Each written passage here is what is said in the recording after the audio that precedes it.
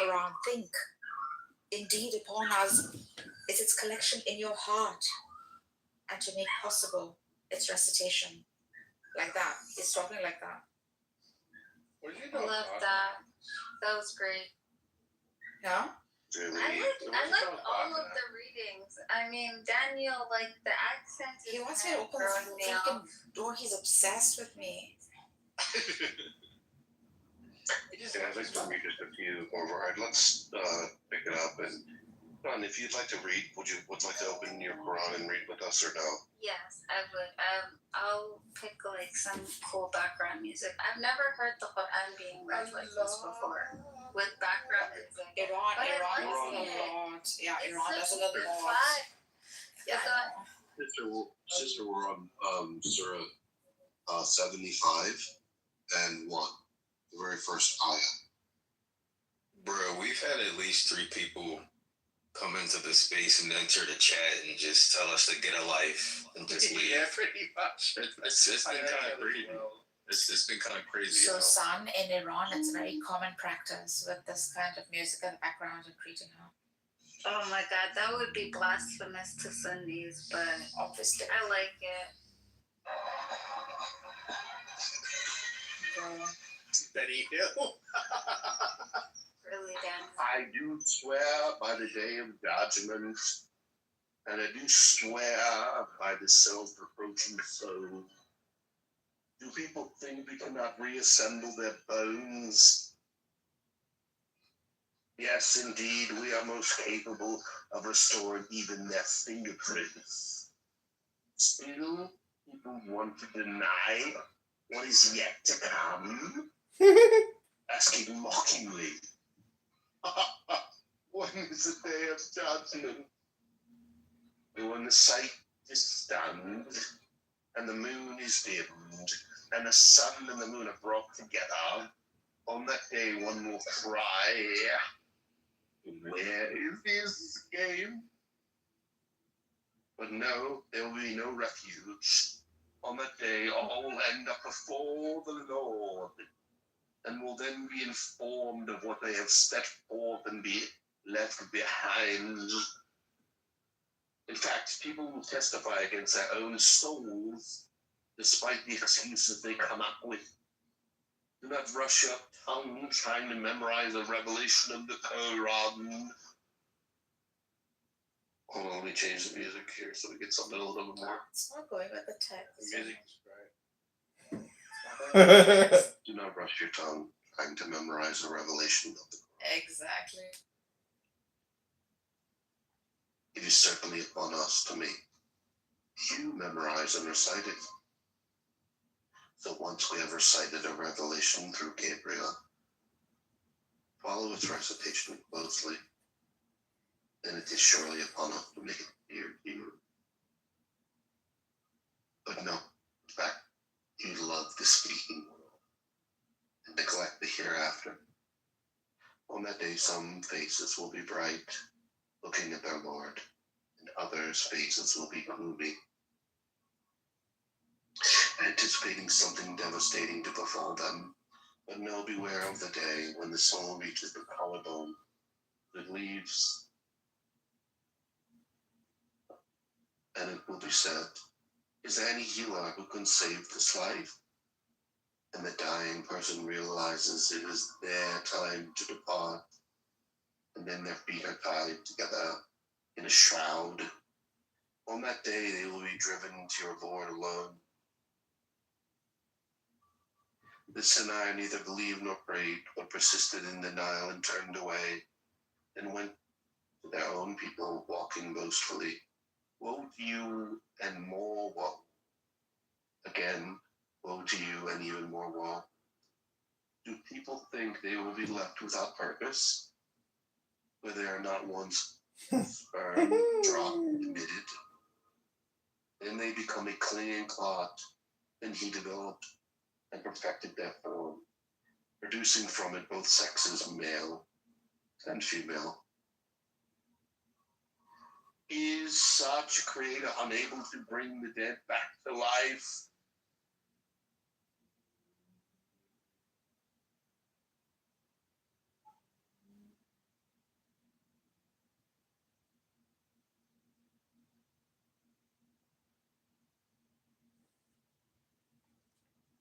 Thank you, Jenny. We're on Surah 46. That was 76. 76. Yeah. Surah 76, and whoever would like to take it, please.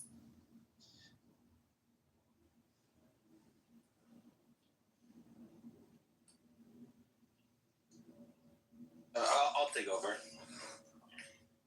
Did you Oh, want this is one of my favorite surahs. Can I read it? Alright, I agree with son. Okay. Do you have music? Yeah, I do. This is like meditation music. Okay, I'll start. Is there not a period of time when each human is nothing yet worth mentioning?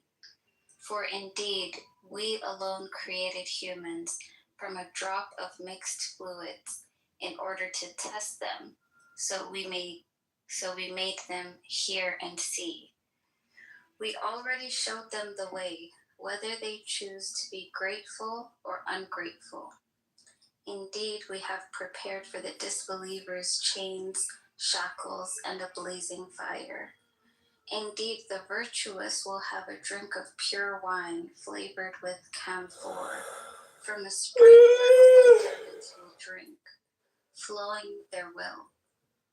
They are those who fulfill their vows and fear a day of sweeping horror, and give food despite their desire for it to the poor, the orphan, and the captive, saying to themselves, "We feed you only for the sake of Allah, seeking neither reward nor thanks from you. We fear from our Lord a horribly distressful day, so Allah will deliver them from the horror of that day and grant them radiance and joy, and reward them for their perseverance with a garden in paradise and garments of silk. There they will be reclining on canopied couches, never seeing scorching heat or bitter cold. The garden's shade will be right above them, and its fruit will be made very easy to reach.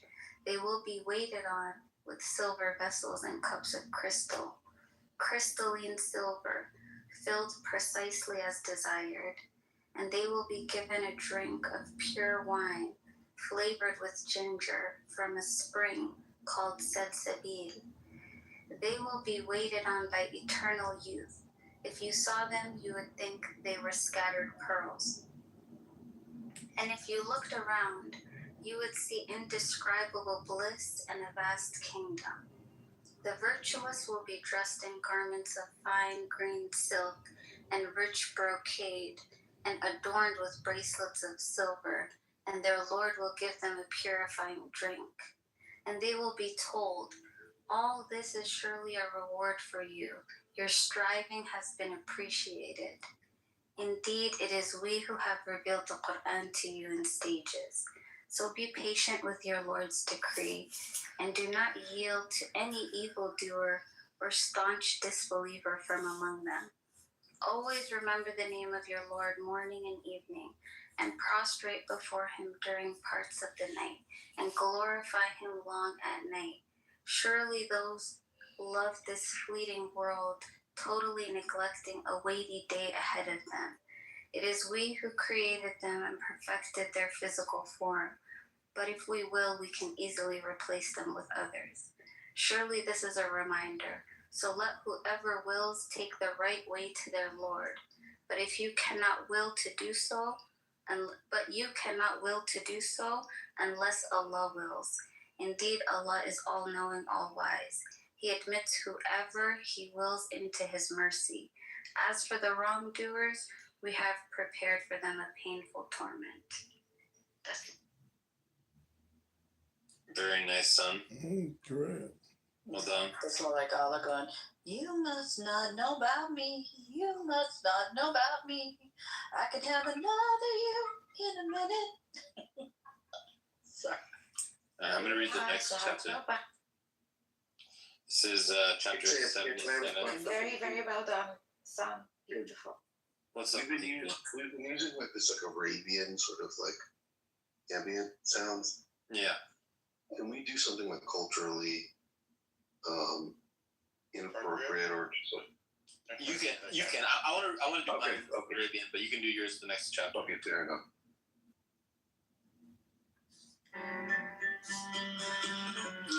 By those winds sent forth successively, and those blowing violently, and those scattering rain clouds widely, and by those angels fully distinguishing truth from falsehood, and those delivering revelation, ending excuses and giving warnings. Surely what you have promised will come to pass. So when the stars are put out, and the sky is torn asunder, and the mountains are blown away, and the messenger's time to testify comes up, for which day has all this been set? For the day of final decision. And what will make you realize what the day of decision is? Oh, woe on that day to the deniers. Did we not destroy earlier disbelievers? And we will make the later disbelievers follow them. This is how we deal with the wicked. Woe on that day to the deniers. Did we not create you from a hump fluid, placing it in a secure place until an appointed time? We perfectly ordained its development. How excellent are we in doing so? Woe on that day to the deniers. Have we not made the earth a lodging for the living and the dead? And placed upon it firm mountains, and given you fresh water to drink? Woe on that day to the deniers. The disbelievers will be told, proceed into that fire which was used to deny. Proceed into that shade of smoke which rises in 3 columns, providing neither coolness nor shelter from the flames. Indeed, it hurls sparks as big as castles and as dark as black camels. Woe on that day to the deniers. On that day will they not be in a position to speak, nor will they be permitted to offer excuses. Woe on that day to the deniers. They will be told by Allah, this is the day of final decision. We have gathered you along with earlier disbelievers for punishment. So if you have a scheme to save yourselves, then use it against me. Woe on that day to the deniers. Indeed, the righteous will be amid cool shaded springs, and any fruit they desire. They will be told, eat and drink happily for what you used to do. Surely this is how we reward the good doers. But woe on that day to the deniers. Eat and enjoy yourselves for a little while, for you are truly wicked. Woe on that day to the deniers. When it said to them, bow down before Allah, they do not bow. Woe on that day to the deniers. So what message after this Quran would they believe in?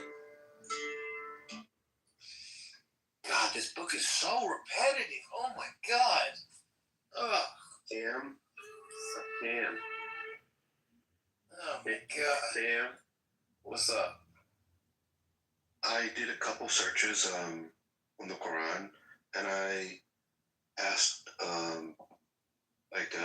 what percentage of the Quran is just repeating or is repetitious, and it turns out to be 1/3 of the Quran just saying the same thing again. Do you know this little sort of this idea that the mountains are turned to, like, on the day of judgment, the mountains are like turned to dust and things like that. Yeah.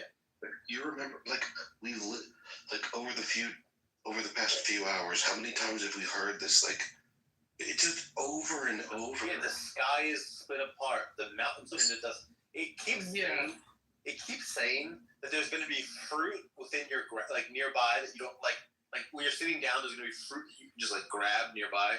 Like it needs to reiterate that like the fruit, you don't have to get up to get the fruit. You know what I mean? Like the fruit will be like right by your arm. Like that's like needs to be told like 7 different times. Like Oh, you can just reach for the fruit. It's right there. Those grapes. Oh my God! You don't even have to stand up for the grapes. Yeah, it's hard to find like a charitable rendering in which you can say like this text is completely edifying. But I think that like me, I think what is the most edifying thing about it is like the thing that seems to be the Quran. It's like the beauty of the spoken language, the aesthetics of how it sounds, which is ironic. Like it could be a text that says uninteresting things, but nonetheless sounds extraordinary and beautiful. So, I mean, good grief, are they ever? This book is like the disbelievers will finally see, like, the day is coming. It's just like it's this threatening tone, but it's the tone in which the tone of a coward, because it doesn't allow for any opposition just to have their view. It's just like spewing all of this rhetoric. It's literally just think of a debater that would just have that much rhetoric in their presentation. You would immediately identify them as just a hack, right? Like the text is all bluster and no mustard. It's just bluster. Scott is. If you guys are just being I'm biased. sorry. You guys I'm are not being even. biased. We're literally No, they're not being biased. We've been reading for fucking hours of this, dude. You're reading for hours. Credit to I was very generous sounding to it. I gave it. You didn't hear me. I said that the value is in how elegant. Have you ever heard someone listening to someone reciting the Quran is extraordinary. It just gives you chills. But the fucking words in there are not like that. I don't know why that's such. I think personally, when I hear you guys like reading it with the meditation music in the background and stuff, it sounds very similar to when I listen to readings from Buddhist books or Tao books, where they're giving small sentences with a very deep meaning, right? And they're moving from subject to subject. So this is not unheard of in scriptures, to be this way. And the constant reminder of like the punishment and the hell, that is meant to be a reminder of accountability to these people, trying to drive home that message of you will be somehow accountable for everything that you do in this life, right? So, I mean, you guys can keep reading though. I'm just giving my. I painted it very generously, actually, the sound. Like, that's why he, like, turned around and said, you're painting it like it's like a great Persian poet. Hello, guys. Are you ready to die for Israel? Who's ready to die for Israel? Dude, who's this? But you know what? Like, I think Daniel is right. There's an aesthetic. I'm sorry, Nargis. You know that it would pains me. I don't want to fucking say that about it. I know. The tech. I know. It's like, what do also I see do that. though? But there's an aesthetic even in the fear mongering. Is that what I'm saying? Like, if you're just looking at it from like an artistic perspective, there's even the fear mongering has a certain kind of style and aesthetics to it, right? I mean, I think it's cool the way he's like expressing it. Now, whether it has reality or not, I'm just reading it as a text. We've been reading it for hours just for the quality of the text. I'm trying to make it sound as cool as possible. I'm reading it in a way that like makes it sound like poetic. I'm having music in the background that gives like the ambiance, and it does have a certain like quality when you do it that way. But it just repeats itself constantly about how heaven is going to have really brocaded couches and green cushions and there's going to be a river that's named like Salishmail or something like that. And there's going to be these little slave boys that look like pearls somehow. They're going to be like giving you stuff. And there's going to be pretty girls around you in heaven. But in hell, you're going to eat pus and be drinking boiling water. And there's going to be shade, but it won't cool you. Like, it just never stops. It just keeps going on and on. We talked about that stuff in the Quran. Yeah, that shows up quite a few times. Hey, you like using a 1930s radio kind of? Yeah. I'd like to say something from what are they asking one another about? About the monumentous news? No, not that. Over which they disagree. But no, they will not. They will come to know. Again, no. They will come to know. Have we not smoothed out the earth like a bed and made the mountains as its pegs and created you in pairs and made your sleep rest and made the night as a cover and made the day for livelihood and built above you 7 mighty heavens and placed in them a shining lamp and sent down from rain clouds pouring water, producing by grain and various plant, the dense orchards. Indeed, the day of final decision is an appointed time. It will come.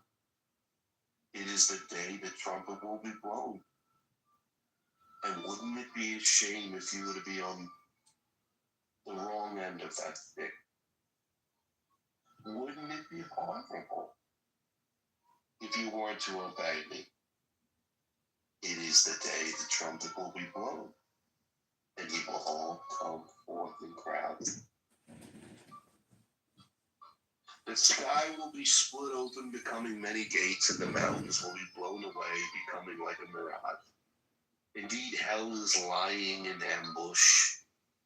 Hell will be waiting for you as a home for the transgressors, where they will remain for endless ages. They will not taste any coolness or drink except boiling water and oozing pus. A fitting reward. They never expected any reckoning. They didn't even see it coming and totally rejected art finds. And we have everything recorded precisely. From the last breath, to the last hair follicle, to the last beat of your heart. So the deniers will be told, taste the punishment, for all you will get from us is more torment.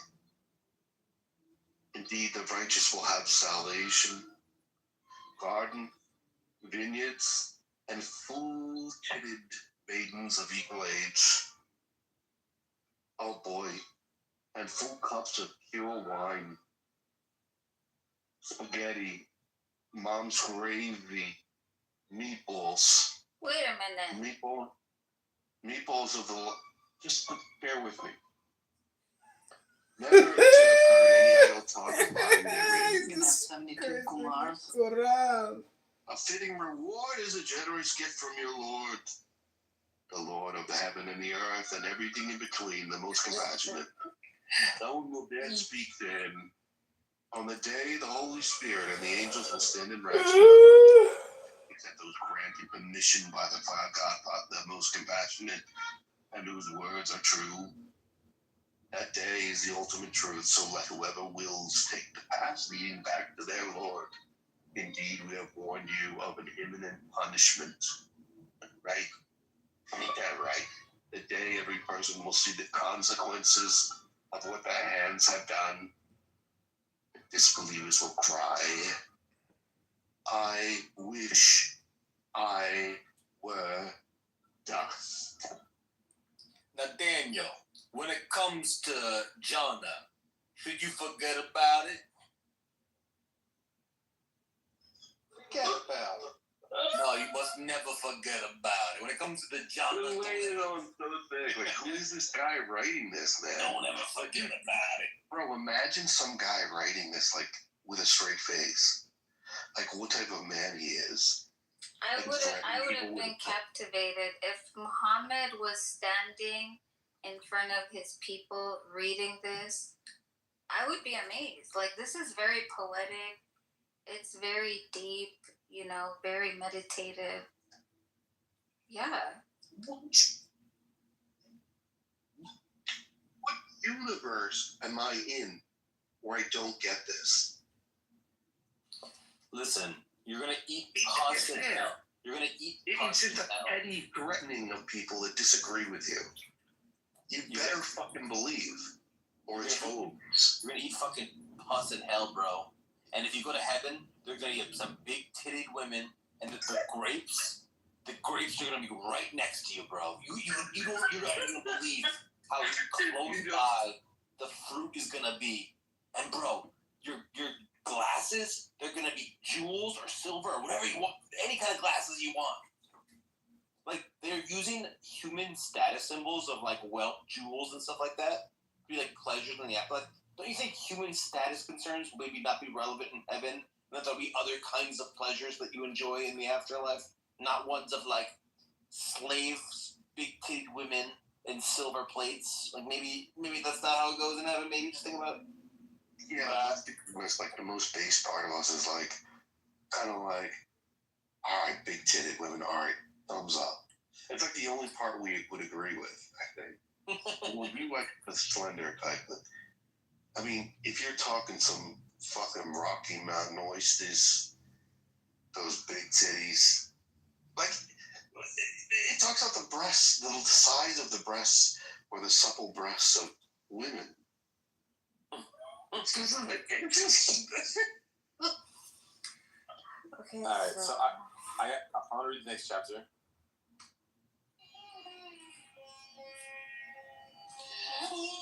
By those angels stripping out evil souls harshly, and those pulling out good souls gently, and those gliding through heavens swiftly, and those taking the lead vigorously, and those conducting affairs obediently, consider the day when the quaking blast will come to pass, following the second blast. The deniers, hot on that day, will have trembling and horror, with eyes downcast. But now they ask mockingly, what will we really have restored to our former state? And even after we have been reduced to decayed bones, adding, and such a return would be a total loss for us. But indeed, it will take only one mighty blast, and at once they will be above ground. And the story of Moses? Has the story of Moses reached your prophet? His Lord is called up the sacred valley of Dua, but commanding, go Pharaoh. He has truly transgressed all bounds. And say, would you be willing to purify yourself, and let him guide you to your Lord, so that you may be in awe of him?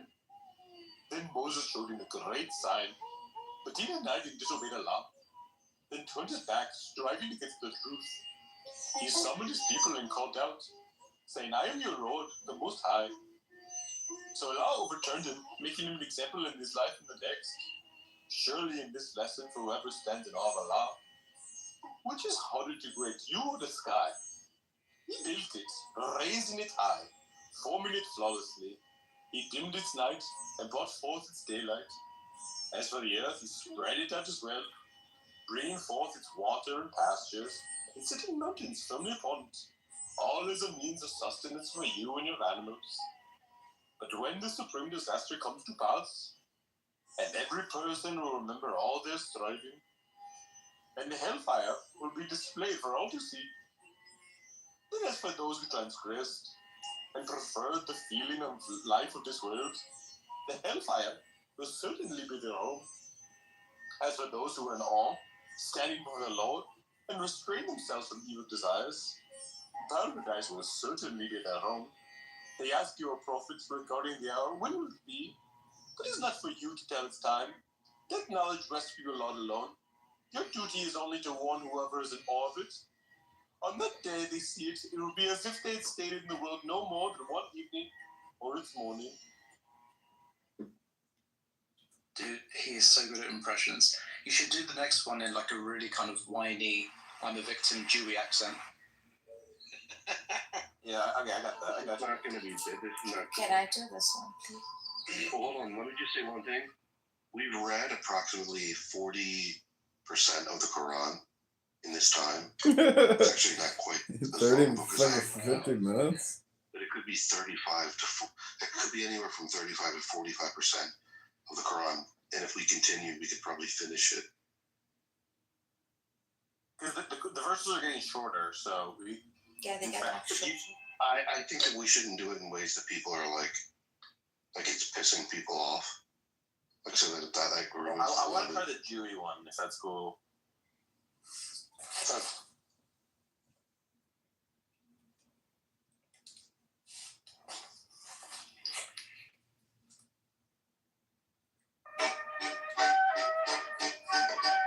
Oy vey. Oh, he frowned and turned his attention away, simply because the blind man came to him interrupting? You never know, O prophet. Perhaps he may be purified, or may be mindful, benefiting from the reminder. As for the one who was indifferent, he gave him undivided attention. And even though you are not to blame, if he would have not been purified, but as the one who came to you eager to learn, being in awe of Allah, you were inattentive to him. Oh, but no, this revelation is truly a reminder, so let whoever be wills it be mindful of it. It is written on pages, held in honors, highly esteemed, purified, by the hands of angel scribes, honorable and virtuous. Condemned and disbelieving. What's that? I lost it. Beautiful sound. That's great. Oy vey. Oh. Condemned and disbelieving humans. Oh. Alright, I'm gonna read it straight. The rest of the verse. Condemned are disbelieving humans. How ungrateful are they to Allah? From what substance did He create them? He created them from sperm drop and ordained their development. Then He made the way easy for them, then causes them to die and be buried. Then He will resurrect them. But no, they have failed to comply with what He ordered. Let people consider their food, how we will pour down in abundance, and meticulously split the earth open for sprouts, causing grain to grow in it, as well as grapes and greens and olives and palm trees and dense orchards, and fruits and fodder, as all as means of sustenance for you and your animals. Then, when the deafening blast comes to pass, on that day, every person will flee from their own siblings, and even their mother and father, and even their spouse and children, and everyone will have enough concern of their own. On that day, some faces will be bright, laughing and rejoices, while others will be dusty, cast in gloom. Those are the disbelievers, the wicked sinners. It just never stops bringing up the unbelievers and how they're gonna be really regret it. It just never stops. It never fucking stops. It never changes the subject. It keeps bringing it up. It's insane. It's literally psychotic, the amount that it brings this up. It's literally what the kuffar said. They were irritated as hell. So Muhammad is sitting on this low rock. Little people have gathered around him, just mesmerized by this man. He's simple, they don't know who he is. And he just points at the sun. It's a scorching Arabian sun in the Arabian Peninsula. He says, by the sun and its brightness, by the moon when it follows it, and by the day when it displays it, by the night when it covers it, by the sky and He who constructed it, and by this earth, He who spread it, and by the soul, He who has proportioned it and inspired it with the discernment of wickedness and righteousness. He has succeeded, who purifies it. He has failed, who instills it with corruption. Samud denied their prophet by reason of transgression. And when the most wretched of them was sent forth, and the messenger of God said to them, "Don't harm the she-camel, don't prevent her from drink." But they denied him. They hamstrung her. So their Lord brought down to them destruction for their sin and made it equal among them. So do not transgress. Do not transgress. Yeah, honestly, I think I prefer Nargis's rendering. I like the Jewy one better. Which one? What verse did you? What story did you just read? I don't know the song. 91, the sun. Okay. All right. Well, I'm on chapter 80. I'm on chapter 81. Everyone like Ani said. When the sun goes down, when the stars fall down, get to the chapel, and when the mountains are blue, get to alive. And when the pregnant camels are left untended, get to alive. All right. I'm gonna.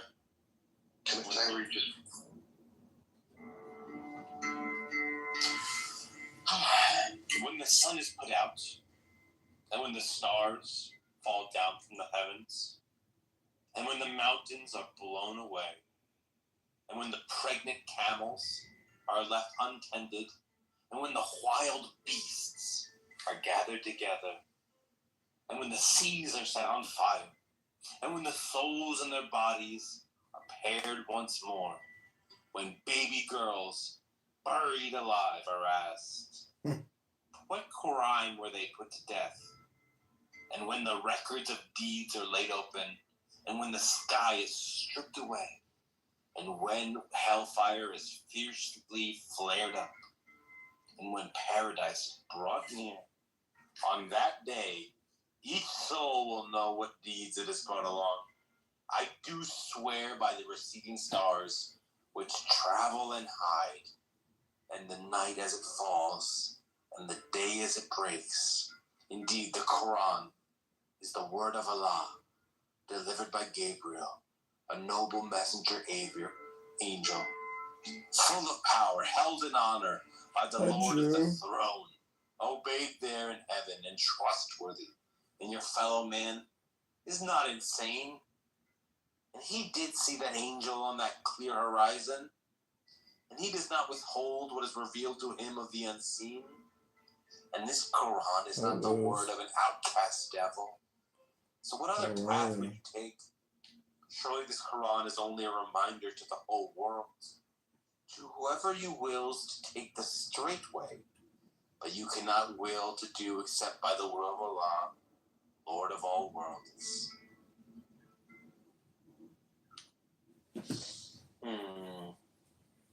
It's kind of strange that this is God's words, but then it says, I swear by the receding stars. So, like, God is, like, being like, I swear on the stars this is true. Like, shouldn't you, like, God not be doing that? Shouldn't he just be saying stuff and you believe it by default? Shouldn't need to be like, I swear to God, I swear on the stars that this is true. It's kind of a weird thing for God to do. I'd like to dip my toe into some Western scholarship, if I may. Please, sure. And I do promise. Of course, one assumes that the Arabian believers who came into the Fertile Crescent recognized Muhammad as having been their prophet. But it is not clear how Muhammad's claim was at first received or understood by Christians, Jews, or Samaritans of the area, or for that matter, by those of Arabia already incorporated during the Ridda Wars into the new polity. Christian literary sources from the early Islamic period that actually mention Muhammad, most do not, generally do call him prophet, but rather refer to him with terms like leader, teacher, and guide, or king, or note that he was a merchant, or that he called people to the worship of one God. Only a century or more after Muhammad's death do we begin to find Christian sources noting that his followers call him prophet and apostle. Certainly in later times, from perhaps the early 2nd century, 8th century CE, or a little later, by which date Islam had begun to coalesce from the believers' movement into a clearly defined and distinct religious confession. The recognition of Muhammad as prophet was the decisive marker that distinguished Muslims from Christians, Jews, and all others. By that time, to utter the statement of faith, the Shahada, meaning to bear witness, there is no God but God. Muhammad is the apostle of God. La ilaha illallah. Muhammad Rasul Allah was decisively to declare oneself a Muslim. But here again, the early evidence is suggestive. The earliest documentary attestations of the Shahada, found on coins, papyri, and inscriptions dating before 685, include only the first part, or the latter, of the latter, double Shahada. There is no God but God, sometimes with addition, who has no associate. Muhammad is not yet mentioned. If this is not merely an accident of preservation, we may see in it yet another indication of the ecumenical or non-confessional character of the early community of Muslims or believers. For the statement, there is no God but God, would have been acceptable to all monotheists, including Christians and Jews. It is not unreasonable to propose then that many Christians and Jews of Syria, Iraq, and other areas, as monotheists, could have found a place in the expanding early community of believers.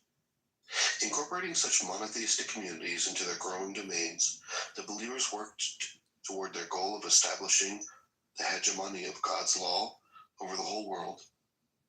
The Quran, as we have seen, promised the believers that they would, quote, inherit the earth. Quran 33, ayat 25 through 27. But this could be understood to imply not the disposition of existing monotheistic populations, but their inclusion within the believers' movement in exchange for the payment of taxes. The status of these communities and of the people in them was then probably analogous to that of many Arabian tribes or communities who had joined the believers during the Ridda Wars. An East Syria Christian text written in North Mesopotamia in 687 or 688 notes that the believers referred to in the text as, quote, the kingdom of the Tayaye, the nomads. This is some fucking great scholarly work, Daniel Nero. Whatever faith they wished. We can look at some of the early coins, the early printed coins, which is pretty cool. So that's just a little bit of scholarship in there. From the text, it's called Muhammad and the Believers by Fred Donner, and it's page 1.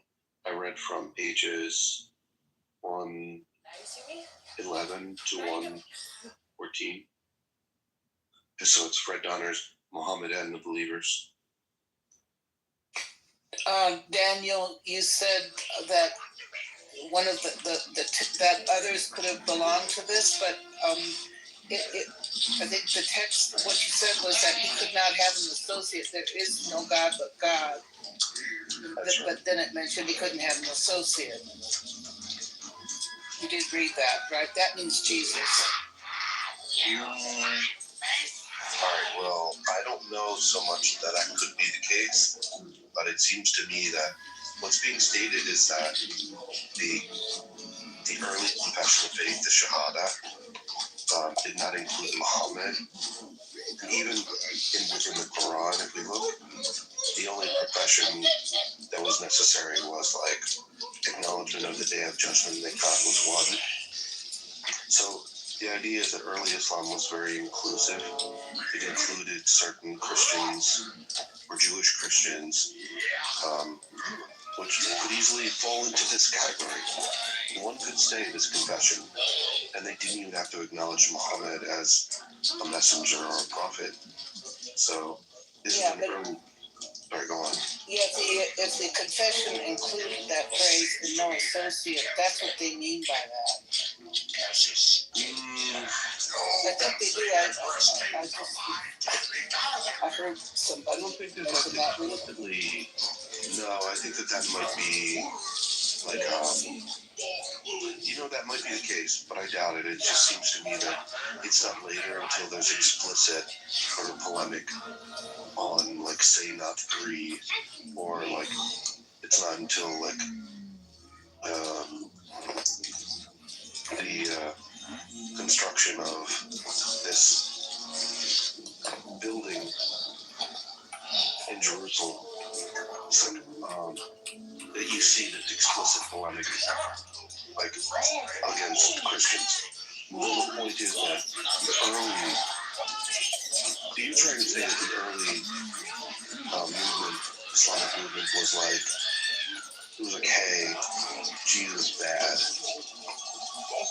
And that could be the case. I don't know. No, that's not true. Yeah, there's no evidence of that.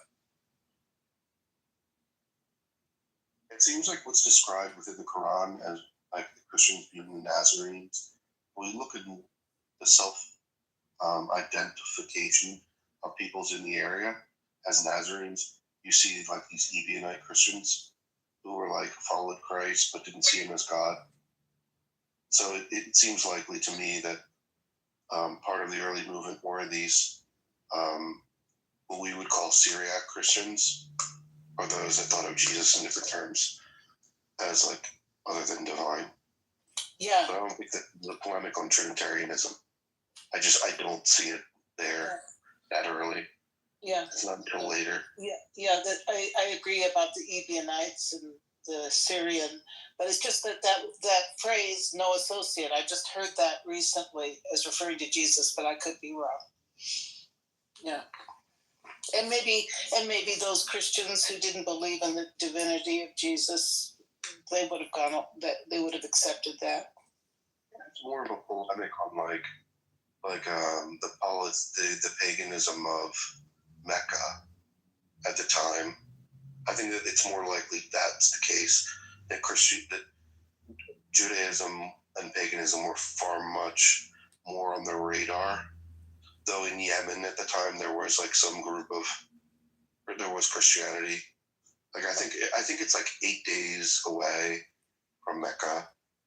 So they're more closely in terms of the region, they're more close to like Jewish communities and pagan communities. So it seems to me that this no associates refers to like God as a multiplicity and stuff like that. But you could be right. I'd have to look more. I want to read the next surah.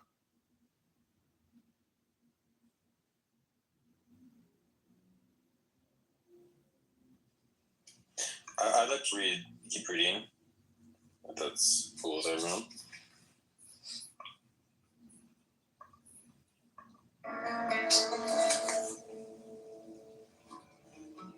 When the sky splits open, and when the stars fall away, and when the seas burst forth, and when the graves spill out, then each soul will know what has been sent forth or left behind. O humanity, what has emboldened you against your Lord most generous? Who created you, fashioned you, and perfected your design? Molding you in whatever form you wills. But no, in fact, you denied the final judgment, while you were certainly observed by vigilant, honorable angels, recording everything. They know whatever you do. Indeed, the virtuous will be in bliss, and the wicked in hell, burning in it on Judgment Day, and they'll have no escape from it. what will you realize what Judgment Day is? And when you realize, and what will make you realize what Judgment Day is? Wait, what will make you realize what Judgment Day is? And what will make you realize what Judgment Day is? It just repeats itself? I'll make you... It is the day no soul will be of any benefit to another whatsoever. For all authority on that day belongs to Allah entirely. It just never stops, Daniel. It never stops bringing up the hell. It just keeps coming back to this topic. It fucking never That's the point. stops. It never fucking stops. It's fucking insane. I know. It's like, you look at the book of Matthew and Jesus has the words on his lips. But I didn't think it was mentioned this much. I literally just had 10%. My 10% number is fucking so wrong. I need to actually count it because it's got to be like 30 or 40% of these verses are about, like, you know, 3 or 4 for the hereafter is coming. Like, that's got to be like 30 or 40%. Like, it is unbelievable. And I don't know how Matthew and Nargis can think that Muhammad writing this is some great scholar and thinker. If you had just had a guy come up to you and be like, you're gonna fucking burn, bro. You're gonna fucking burn, bro. You don't even understand. You're gonna fucking burn. You're like, okay, chill. Like, what are you saying to me? He's like, yeah, you don't get it, bro. You don't get it. You're gonna burn a fire. You're gonna burn a fire. There's gonna be grapes. They're gonna give you the grapes. They're gonna bright gravel will blight you, but you're also gonna burn. You don't fucking believe. You'd be like, dude, you're a fucking retard. Like, I don't know why you think this guy's an intelligent man. Yeah, because you're not interested in history. I'm interested in the Quran. I have direct words. I have the direct words of this man. I don't need to do fucking mumbo jumbo with history. I can just read his words and assess his intelligence. Yeah, but you're not Just have a single history.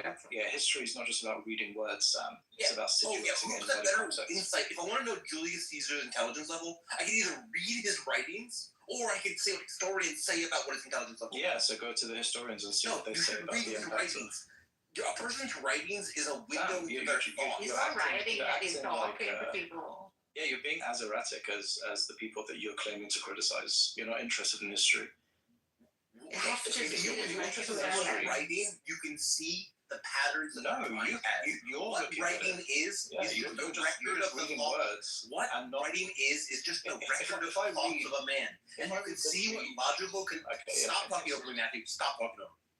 Okay. When you read someone's When you read someone's writing, you see how the ideas connect from one idea to the next. You see what they're paying attention. You see what their vocabulary level is, what level of abstraction they can handle, what kinds of analogies they use, the originality, what kinds of metaphors they think in. You can see a lot. When I see your writing, I can see into your mind. Okay? And you can't then say, well, no, it's better to talk to some third parties about how smart someone is. No, just look at your thinking. Look at the record of your thoughts. That is what will judge you. That is what you're tested. Such a fuck. Yeah, granted, it's a bit excess. I'm not gonna lie. That's also how I read it the first time I read it. But when I saw it through like a historical lens, I'm not attaching any truth value to it. I'm reading it as though it were being said by this man, 7th century Arabia, introducing a concept. And then his audience is sometimes smart, is sometimes not that intellectual, is sometimes like wanting to hear a balance, like Amin was saying, of the black and white. You're seeing like a range of things being communicated here. Again, not attaching any truth value to it, reading it just as it's being said by this man. In that geography, in that time period, amongst the people he was, it's giving me so many like pointers to how the conditions were at the time. And it's quite nice. Like, just read it for its text value, like for what it is, and not for what it's trying to tell you per se, right? The beauty in the Quran is in the recitation of it. That the Arabic is so beautiful, and the sort of norms they've come up with, the how to say it, it's literally hypnotizing. It's some of the most beautiful things that I've heard in my life. But the ideas, the words that it's expressing, dear God, they are paltry. Can I read the next one? They're not for you, Sam. The It's knowledge for of like just a momentarily. particular. This is, I'll be brief, so I'm going to read a bit more about early Islam and the movement as understood by Western scholar Fred Donner. So it's through his lens, and maybe it'll be interesting. But it also notes that among the believers who engaged in widespread raiding parties in these years were many Christians. The Nestorian patriarch in Iraq, writing a letter to one of his bishops in 647, which I think is approximately 20 to 30 years after the death of the prophet, who dies, or 10 years, who dies in, when does the prophet die? 633, 632? So writing a letter to one of his bishops in 647 or 648 CE notes that the new rulers, that is to say the Muslim or the Amir al-Mu'mineen, not only do not fight Christianity, they even commend our religion, show honor to the priests and monasteries and saints of our Lord, and make gifts to the monasteries and churches. We should also take note here on a comment made by Armenian Bishop Sebios, writing in the 660s, whose chronicle provides one of the earliest extant descriptions of the believers and their actions. Among other things, he noted that the believers' first governor of Jerusalem was a Jew. Imputation of close ties to Judaism was a favorite polemic technique used by Christian authors of this period to discredit their opponents. So this claim needs to be handled with caution, but if it's true, it provides further evidence of the confessional, open character of the Islamic movement. It is usually claimed that with the arrival of the Muslims, Christians and Jews were either reduced to subject status or protected people, al-Dima or Dhimmi, who paid tax but formed a distinctly lower level in society, were converted to Islam and incorporated into the Arabian Muslims as clients. Mawali. But the passages and from Sebos noted above, and a few others like them, suggest that some Christians and Jews may have been fully integrated as such into the early community of believers.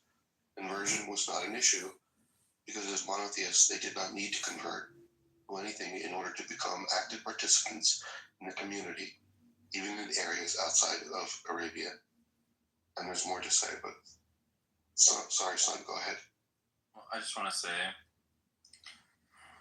in the name of the one who is truth and beauty, who brought forth mind from dust and lit lamps of reason, by the pen of what minds inscribe, by the doubt that purifies belief, the most honored amongst you, are the most sincere in seeking what is real. Woe to the one who knows he lies, and endorses falsehood with clever words. His tongue is a polished blade against his own soul. Blessed is the one who, upon seeking error, in himself hastens to correct it before correcting his brother. Do not rush to judge your companion until you've interrogated the shadows of your own motives. Let your concern flow beyond your tribe and border, as rivers do not stop at the lines men draw in the dust. The measure of your heart, is not how fiercely you love your kin, but how far your mercy reaches to the stranger and the powerless. Help to suffering when the cost of you is light. For every pain you could have eased and did not stand as against you, as witness against your indifference. Treat every conscious being as an end in itself, not as a tool to your hunger or vanity. For the one who formed you in the womb also formed them. Under the boundaries of the body and the freedom of the mind, there is no virtue in a yes taken by fear. Fulfill your promises and keep your contracts. They are the threads from which trust is woven. Without trusts, societies unravel like rotted cloth. Use no force except to stay the hand of grave harm. Beyond this, every blow returns upon the striker. Let truth and compassion walk together in all you do. For truth without mercy becomes cruelty, Mercy without truth becomes decay. Live so that your absence would be lamented for the good that will no longer be done. And know, the Lord of truth and beauty loves the humble questioner more than the arrogant preacher. Oh, look, I made something way fucking better than the Quran. Oh my god. Oh my god, I made something way fucking better than the Quran. Happened if you said, look, I just wanted to bring everyone's attention to the image above, and it shows like extraordinary beauty. But it seems to me that each surah was sort of, there was some indication in the form of a medallion or some symbol in the gold leaf. And you see the tinier little embellishments of the text. They're actually what separate the ayah from one another. So you do see like an extraordinary beauty in the text. And given the constraints, the visual artistic constraints of the 13th or 12th century Islamic society, you do see this emergence of an extraordinary devotion to beauty. And look at the text itself, and look at the gold leaf, and look at how each ayah is separated and how each surah is separated. And these manuscripts are extraordinary. And I think we can look at those as beautiful without reservation at all. So just merely look at it. But yes, it is true to say that what Sam has said, fear is just not fun. It's not the way to go. So what I was trying to say before Sam kind of interrupted me, because I was deeply passionate about something for which he's not, I don't think, considered properly. Look, you'll have a lot of Muslims who will say things like the Quran is so beautiful, the Quran is so peaceful, Islam is a religion of peace. And what's happening, Sam, is that you listen to that and then you read the words, and there's a disparity between what you say you're reading and what you're hearing from confessional believers, right? So what I was trying to say, I didn't want to kind of upset you. I just was trying to explain that if you're looking at the Quran in this way, you're not kind of doing justice to your own intellect. History isn't just about reading words, it's about situating it in its context. Now, if you think that critical historians of late antiquity speak in any way near what you just, the way that you just spoke, then you're wrong, and you know that. Now, you can make fun of the Quran, you can make fun of confessional believers, that's your prerogative, but just know that if you're doing that without consideration of what the Quran is even for, or understanding Muhammad in his wider context, then you're not going to convince anyone who's either a confessional believer or someone who's approaches things rationally, like I do, or like Nargis does, right? Who said the entire Quran is beautiful or is supposed to be beautiful? Why?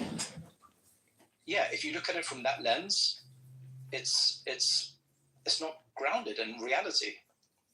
Muhammad was employing rhetoric. He was employing, remember, this is a collection of speeches that he made over probably 23 years. So to just read the words without the context is just lame. It's just a lame way to approach history. If you're saying that, no, I just want to attack like traditionalist, confessional believing Muslims because of the claim that they make about the Quran, okay, fair enough, that's fine. I'd probably agree with you. Or if you're making a claim saying that, why would God, like the creator of everything, talk in this way? Yeah, that's probably a good beginning at a criticism.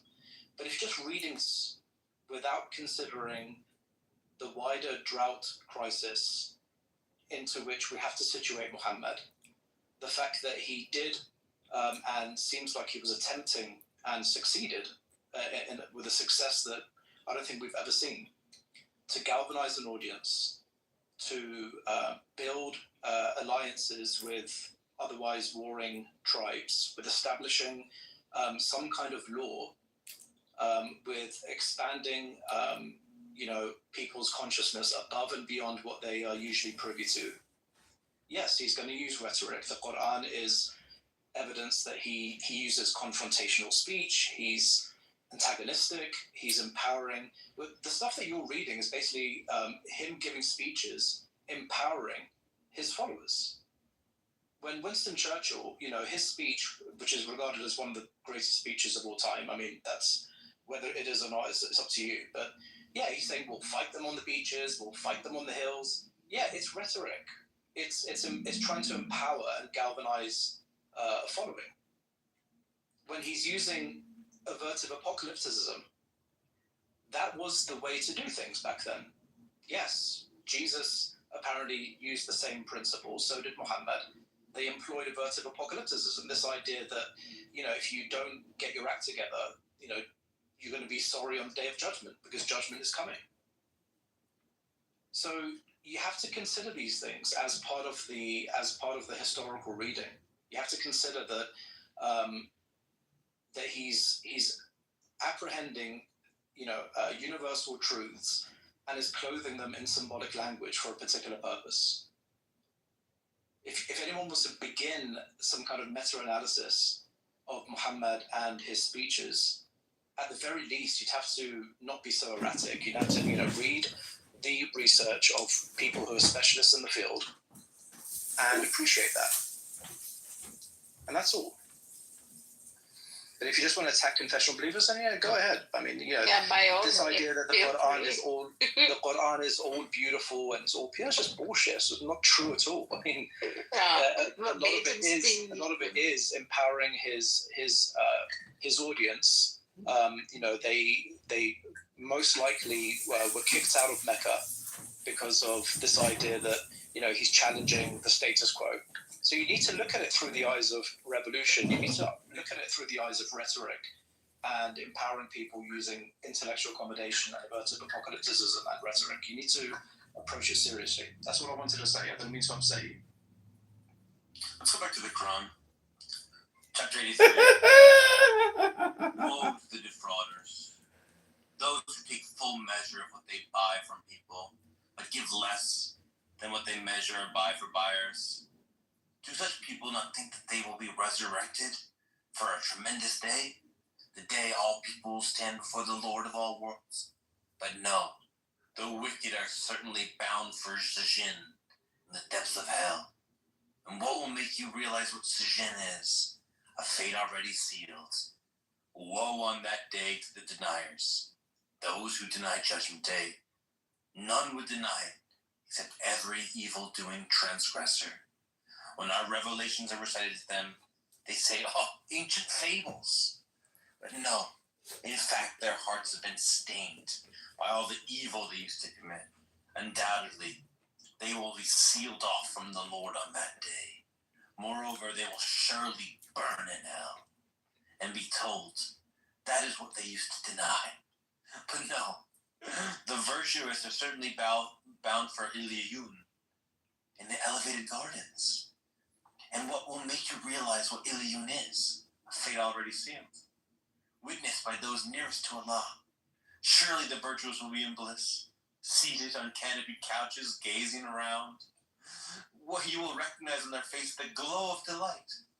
They will be given a drink of sealed, pure wine, whose last sip will smell like musk. So whoever aspires to this, strive diligently. This drink's flavor will come from Tasneem, a spring from which the nearest to Allah will drink. Indeed, the wicked used to laugh at the believers, wink to one another whenever they passed by, and muse over those exploits upon returning to their own people.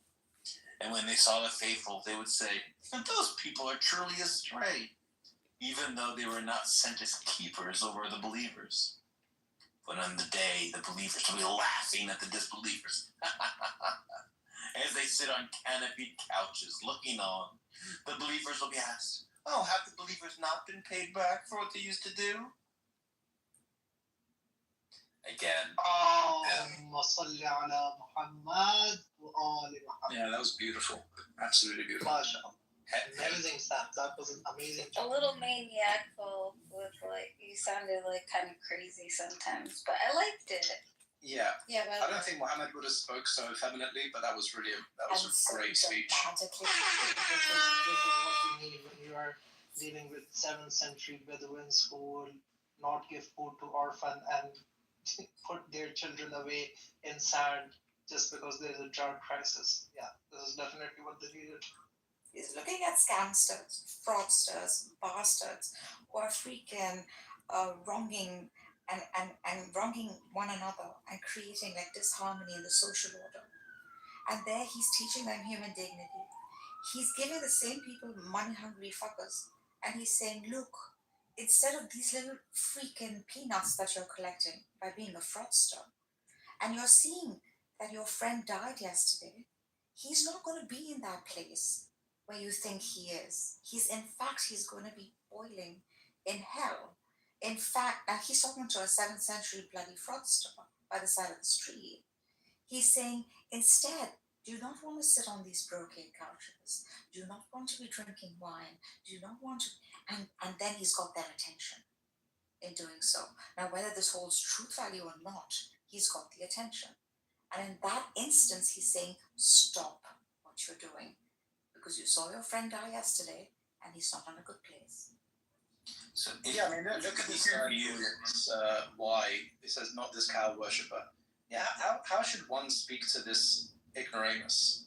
Like, you have to rough him up, you have to humiliate him, you have to destroy him, you have to use rhetoric, you have to get people to humiliate him in society, because he's not going to respond to intellect, is he? Just an ignoramus, racist, doesn't care about history. And that's how they should be treated. They should be roughed up a bit. So I'm open to the idea that if you have a bunch of uneducated Bedouins, you just need to scare them with heaven and hell and be really, really basic and simple. Okay? But then maybe that's not what should be taught to people living in Europe and America, and maybe maybe that's a message for Bedouins that are uneducated, and maybe when you're talking to first world Europeans and Americans, maybe a different book is more relevant for that audience. Yeah, we should rough up Netanyahu in the same way, but probably harsher language, actually, with Netanyahu. No, agreed. And Zionist sympathizers. But now you'd use like cause and effect. For every wrongdoing, there is going to be an effect. You're going to get caught sometime in the scam, and you're going to pay time behind bars. It's just a different language or different. He's saying being accountable pieces of shit. There is an ultimate reality. Ground everything in that. Just be true to yourselves. Work for the well-being of the collective, because you're important, because you're precious, because. Well, Margaret, let me ask this. That's what he's trying to say. Yeah. But how do you suggest that we engage with many of the believers that we engage with here? It seems to be not a critique on you in like a nuanced way, who understands the context of history and things like that. But like, how do you push back against the literalists and the chauvinists that we encounter and we engage with and who are very vocal? What do we do? Yeah, you have to support rationalist Muslims like Ilyas, like me, like Ahmad, because they're just going to say, well, you guys don't believe in God and you guys are not circumcised and you guys are kuffar.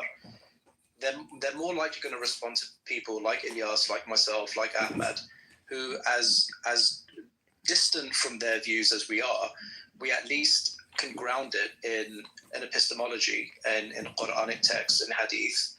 We can criticize their particular epistemology. We have a reverence and a veneration to Muhammad himself and the Quran. So the best thing to do is just support Ilyas and me and Ahmad, and particularly Ilyas's research, who's one of the leaders in critical history when it comes to the Quran and Muhammad, and also understanding his, his situation in 7th century Arabia. It's not going to work. Like, how many people have you realistically convinced when Sam is like reciting the Quran in a South Asian accent? I mean, it's Either you're just want to entertain yourself, entertainment is good, you're having no impact, zero impact, just simply reciting like a white man. I'm half white, but a white man living in America, you're talking about, how should we talk to European, intellectual Europeans? You're not even acting like an intellectual Westerner. You're acting like a racist from the 50s or the 60s. I watch old footage on YouTube of racist, 1960s stand-up comedians putting on blackface, mocking, sub-Saharan Africans and South Asians. If you think that's still relevant or that's somehow intellectual, you just need to wake up, bro. You need to get out a bit more. You're not going to convince any Muslim at all. And Ilyas and I, we may have very little success too, but it's measured. We can actually measure because we see people coming to our side because of philosophy, because of history, because of understanding the Quran and its rhetoric and who Muhammad actually was, what he was actually trying to achieve, rather than these lofty claims that this is literally the word of God, which can never be demonstrated, there's no account for it, or that every syllable of the Quran is identical to the words that came out of Muhammad's mouth. Equally impossible to prove. Just one comment and I'll stop. Let me just make one brief comment. So I think it's a mistake to think of like seeing transformations in real time, like these big changes in worldview. I think that it's important to remember that what we endeavor to do is to make small incremental changes over time, and that, of course, this isn't going to be satisfying as seeing someone like, oh, okay, now I'm no longer like a Salafi, right? They have some more liberal understanding of their faith, some more nuanced understanding of their faith. I think that just what we endeavor to do is to just to make very small challenges and objections which move people in one way or the other gradually, and that we're part of some broader movement toward something you and I would consider to be like an optimal place to live for one another. So let's just accept our roles as like more minute and be less prideful. Sure, yeah, and let's stop reciting the Quran in a South Asian accent if that's the goal. I don't agree. Like some South Asian music in the background. I think it is horrible. And also, by the way, like, how many people do you think you convinced in the last, 3 years on Clubhouse? Like, genuinely? It's not about convincing people. That's like I've just stated. It's about so what are the minute changes then? Like, what's the? How do you measure it? That's a good question. I don't think there's any way to measure it. Well, one measure is to.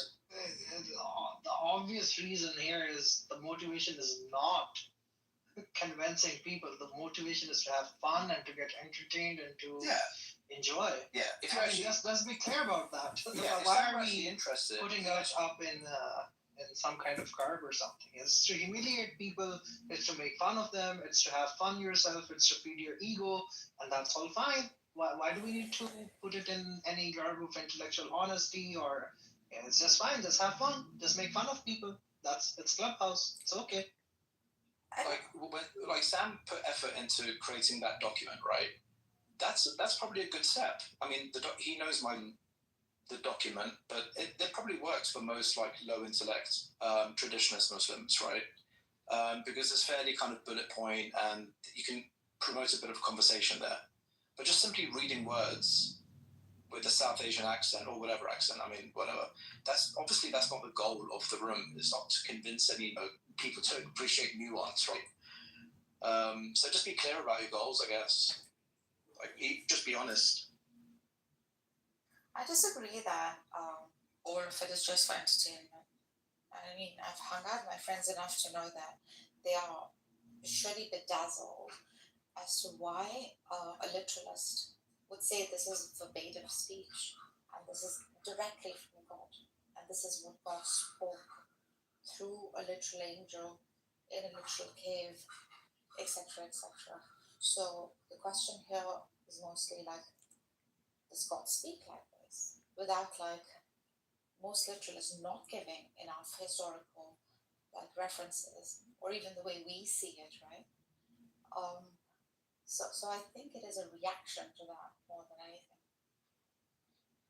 Yeah, and I would say like so Zebu and Sam, they had this room a few weeks ago, and it basically they were constructing a list of all the ways that you can tell if someone's smart. Just get that into one document if you haven't done already. Pin that, and then just get if you want to convince traditionalist Muslims, because it's really about how to think, right? How to abstract principles, how to abstract universals, how to think of alternative explanations, how to be open. Just go through that. That's probably going to be much more effective. However minute, right? It's going to be much more effective because now you can map to see if their particular view or their approach to a topic matches what is considered and generally understood to be smart. Those are really good examples. There was like a list of it's not how to think more. It's understand and comprehension capabilities that make them smart. The more you kind of expand on some of those, the more people can appreciate it. So just go with that. That's probably a better way. I remember reading some, nowadays like academics are like politically correct.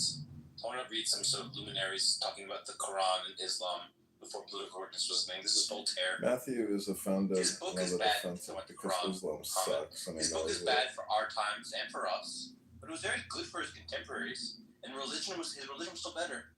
It must be acknowledged that he reclaimed nearly the whole of Asia from idolatry. He taught the unity of God and forcibly disclaimed against those who gave him associates. He forbade usury with foreigners and commanded giving of alms. And with him, prayer was a thing of absolute necessity, and resignation to eternal decrees was the primum mobile of all. A religion so simple, so wise, taught by one who was constantly victorious, could hardly fail to subject a portion of the world. I'm in love. So that's him saying, it's not a I'm good in religion for love us, with but you look, already. it's done a lot of good for, bringing these, Asians from idolatry. I'm in love with you already. Winwood Reed, he's the guy I like. If Muhammad made converts by fire and sword, well, did Moses not also? Let us judge things by their results. So it's kind of saying, like, listen, he used violence and bloodshed to spread his words, but he also made all these, idolaters become, theists. Good. And then there's another view, which is like contrary to these thinkers, which is by Schopenhauer. I'm in love with you already. Schopenhauer is one of the great philosophers of the Western tradition. Consider the Quran, for example. This wretched book was sufficient to start a world religion, to satisfy the metaphysical needs of countless millions for 1,200 years, become the basis of their morality and of a remarkable contempt for death, and also to inspire them to bloody wars and most extensive conquests. In this book, we find the saddest and the poorest form of theism. Much may be lost in translation, but I have not been able to discover in it a single idea of value. Such things show us that capacity for metaphysics does not go in hand with a need for it. So, they're all kind of pointing a picture to, the book is kind of simple, not the best book in the world, but, it's good for its time. It brought a lot of people out of, their idolatry, which fine, but that then means that we've transcended it. We no longer need it, and now it's time to move past it and maybe read a little Kant and John Stuart Mill, rather than reading Muhammad, who's just trying to get a bunch of savage Bedouins stop killing their daughters. Yeah, and that approach, look, some people need to be spoken to that way. If you take, for example, people in the audience like Snake or Uncle, they're simple. They're intellectually molested, so sometimes you need to speak to them much simpler.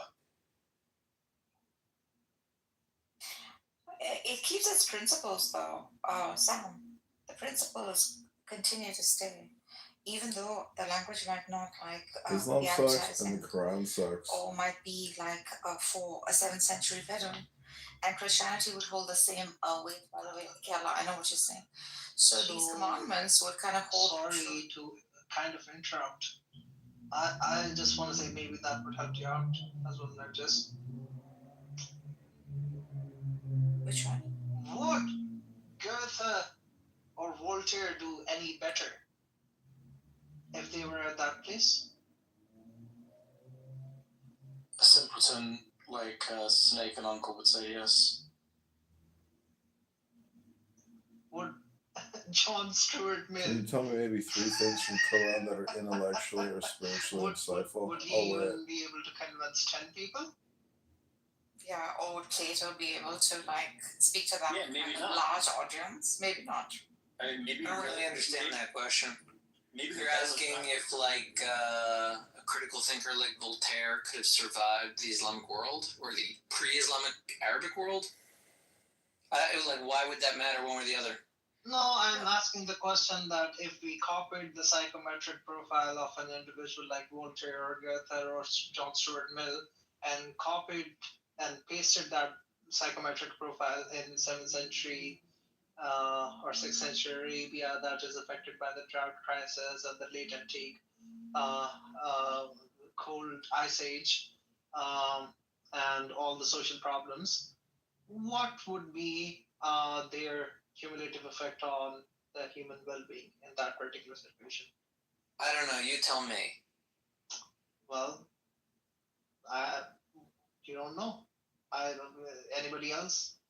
You posited the question. Give the answer you want and explain its import, please. I posited the question. Probably not, yes. No, I'm saying if you ask the question, there's some kind of like a proper answer that'll lead to the point you're trying to make. Could you give that answer and get to the point? No, he's telling you that those are the kind of considerations you'd have to map out. If to what end? Why would I need to check the psychometric profile of Voltaire and imagine it surviving 6th century Arabia? Why would I be doing that? That's the only way that if you're saying Voltaire is a critical thinker, well, he's not critical enough if he's just judging history based on text without context. So I'm not going to go to Voltaire to understand the psychometric profile of Muhammad. Like, why would I go to him for that? I wouldn't. I don't know why we're discussing that's relevant to the Voltaire's psychometric profile. Yeah, if someone's passing a value judgment on Muhammad and his movement. Right, after reading his writings. Yeah, that's not enough. That's the point. That's what Elias is trying to get. That's what a literary critic does, dude. No, the literary critic is ignoring. Is not the person. Is not the expert to look at the psychometric profile of someone living in 7th century Arabia. Listen, he's a critic of literature. He could do the same with Beowulf. Yeah, so he's right. With the Homers, the Iliad, the Odyssey. Even if Voltaire, Gilgamesh, you can criticize any literature. Yeah, because he's reading the Quran as though it's a book. That's the problem. Even if it is a book, Voltaire is correct that we need that Muhammad was what was needed at the time. That doesn't mean that he's what's needed at our time. So maybe different prophets, different strategies, different amounts of coercion are needed at different times in history. But that doesn't tell us that the Quran and Islam is helpful today. It just tells us that it was helpful then. That Muhammad was doing something good then in the 7th century. But then you're completely ignoring other schools of thought, though, that have been wrestling with these issues. You're just ignoring it. You're going from literalist Islam to then all these like Western thinkers, and you're dismissing all these other schools of thought that have been putting work into articulating this. Such as? What do you mean, such as? Give an example. Yeah, What the school that Sam should be focusing on? The multiple Shia traditions that exist. Okay, Sam, have you spoken with Shia? Why are you fucking interrupting me? Well, I think your claim that Sam has not investigated any of the Shiite schools is a little strange. You're saying all the Shiite, if he were to talk to, he'd be fine with. Oh my god. So basically, there's probably some hunter-gatherer warlord that lived in 10,000 BC who was a savage cannibal, but he was very successful at stopping his tribe from getting slaughtered by other savage cannibals.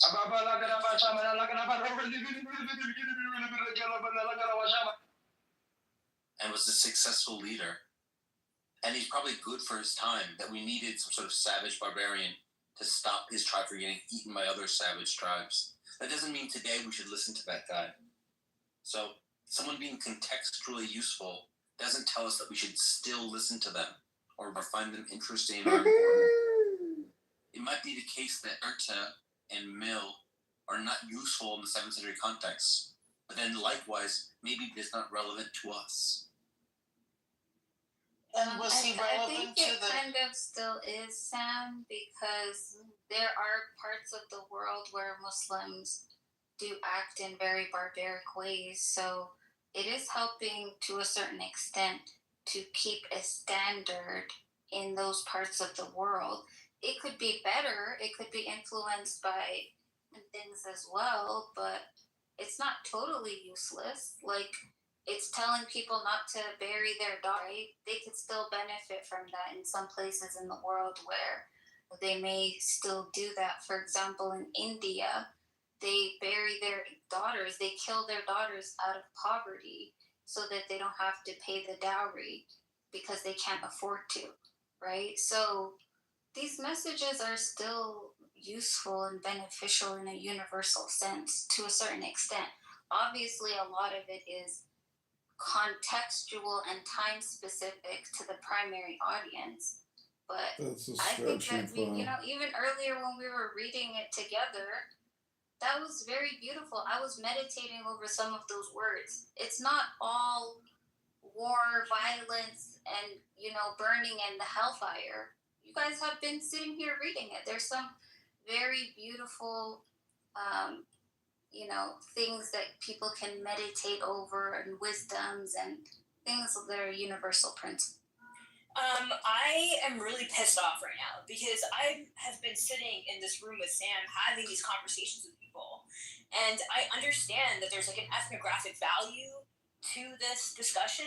My autistic Down syndrome vaccinated dog could urinate on a pee-pee pad and it would be as beneficial as the genocidal terrorist philosophy of Muhammad. But when I say something and I'm doing legitimate critique, I'm getting interrupted and no one's asking people to stop interrupting me. Move down.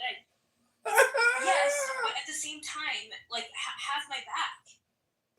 Like, I'm giving you a positive critique. I'm saying that you're jumping around, and there are other schools of thought that you have skimmed the surface of, but you haven't really gone into that much. And I know that because I'm like in the room with you. So I understand you're reading other things and you're exploring other things, but there are seriously other schools of thought, including what Matthew's talking about, including what Nargis has shared with you many times. There's more out there, and it's not to take away. Like, I love the fact that you're reading the Quran to like rap music. I'm not going to stop you from doing that. I personally am not offended by that, but I do think it's worthwhile to understand that there is a long history of scholarship to understand how the Quran can be relevant now. What is it? What's the context of it? What's the historical evolution of the text over time? And if that's something you want to pursue, then do that before just jumping around to these random thinkers. It's not to say that what they say isn't of value in the sense of, oh wow, look at what these other ignorant people have said about Islam. But there are educated people who've been putting a lot of effort into understanding this. I don't know why that is not like considered a valuable exercise, and also addressing the ways that we could change perceptions or provide understanding or create opportunities for unity and cooperation. I think that's valid, and I think I'm valid for saying that, Zed. I'm having these conversations. I'm in the room.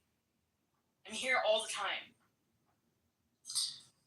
Well, I do apologize for not getting your back, but also just if anyone's interrupting you, you have full license to move anyone down at any time to interrupt you. That's the rules of that. Anyway, but I want to read some more Quran, just for this room. When the sky bursts open, obeying its Lord as it must, and when the earth is flattened out and ejects all its contents, becomes empty, obeying its Lord as it must, surely you will be all judged. All humanity, indeed you are laboring restlessly towards your Lord, and will eventually meet the consequences. As for those who are given their record in their right hand, they will have an easy reckoning. They will return to their people joyfully. And for those who are given their record in their left hand from behind their backs, they will cry for instant destruction, and will burn in blazing fire. For they used to be prideful among their people, think they would never return to Allah. Yes, they would. Surely their Lord has always been all-seeing of them. So I swear by the twilight, and by the night, and whatever it envelops, and by the moon when it waxes full, I can feel how certainly pass from one angry state to Matthew another. is. So what is the matter with them that do not believe? And when the Quran is recited to them, do they not bow down in submission? In fact, the disbelievers persist in denial, but Allah knows best whatever they hide. So then give them good news of painful punishment. But those who believe and do good, of a never-ending reward. Okay. More hellfire threats. Very nice. Could I add something? Muhammad might have contributed something to converting the pagans in Arabia, but what was the necessity of converting the Christians in Egypt and Syria, it's Lebanon? just the profession. That's the problem. To continue the Jesus' project, because Jesus was a failed prophet, so Muhammad had to take really beautiful. Take the baton. Okay. So you're saying Islam's success relies upon the failure of the church? Not relies on, but it can be explained by that, right? He wouldn't have been as successful probably if Christians were more united. Actually, I was just reading Hilaire Balak. He's saying that actually unification had just happened. There had been a great unification happening right at that time. Then all of a sudden, Muhammad appeared. People think Jesus is better or something? No, I'm just saying, what is the illiterate Jew is better than the literate Arab? Say again? The illiterate failed Jewish man was crucified 2 years into his ministry is better than a very educated Arab synthesizer? Well, if the initial impetus was to convert the pagans, and Muhammad recognized the legitimacy. Well, the initial impetus was not to convert anyone. It was to face a drug crisis and to make people give other people food. All the initial Quran is about giving people food. Well, it has it has a belief in a one God. Well, even that comes in later. All the early Quran is about giving people food. Early, which is early? The later, I heard that they reversed the. Yes. So if you read it from the reverse, the earlier surahs are about giving people food. The main message is about helping people. Yeah, exactly. And he was successful at that, right? Well, that's as far as we know, yeah.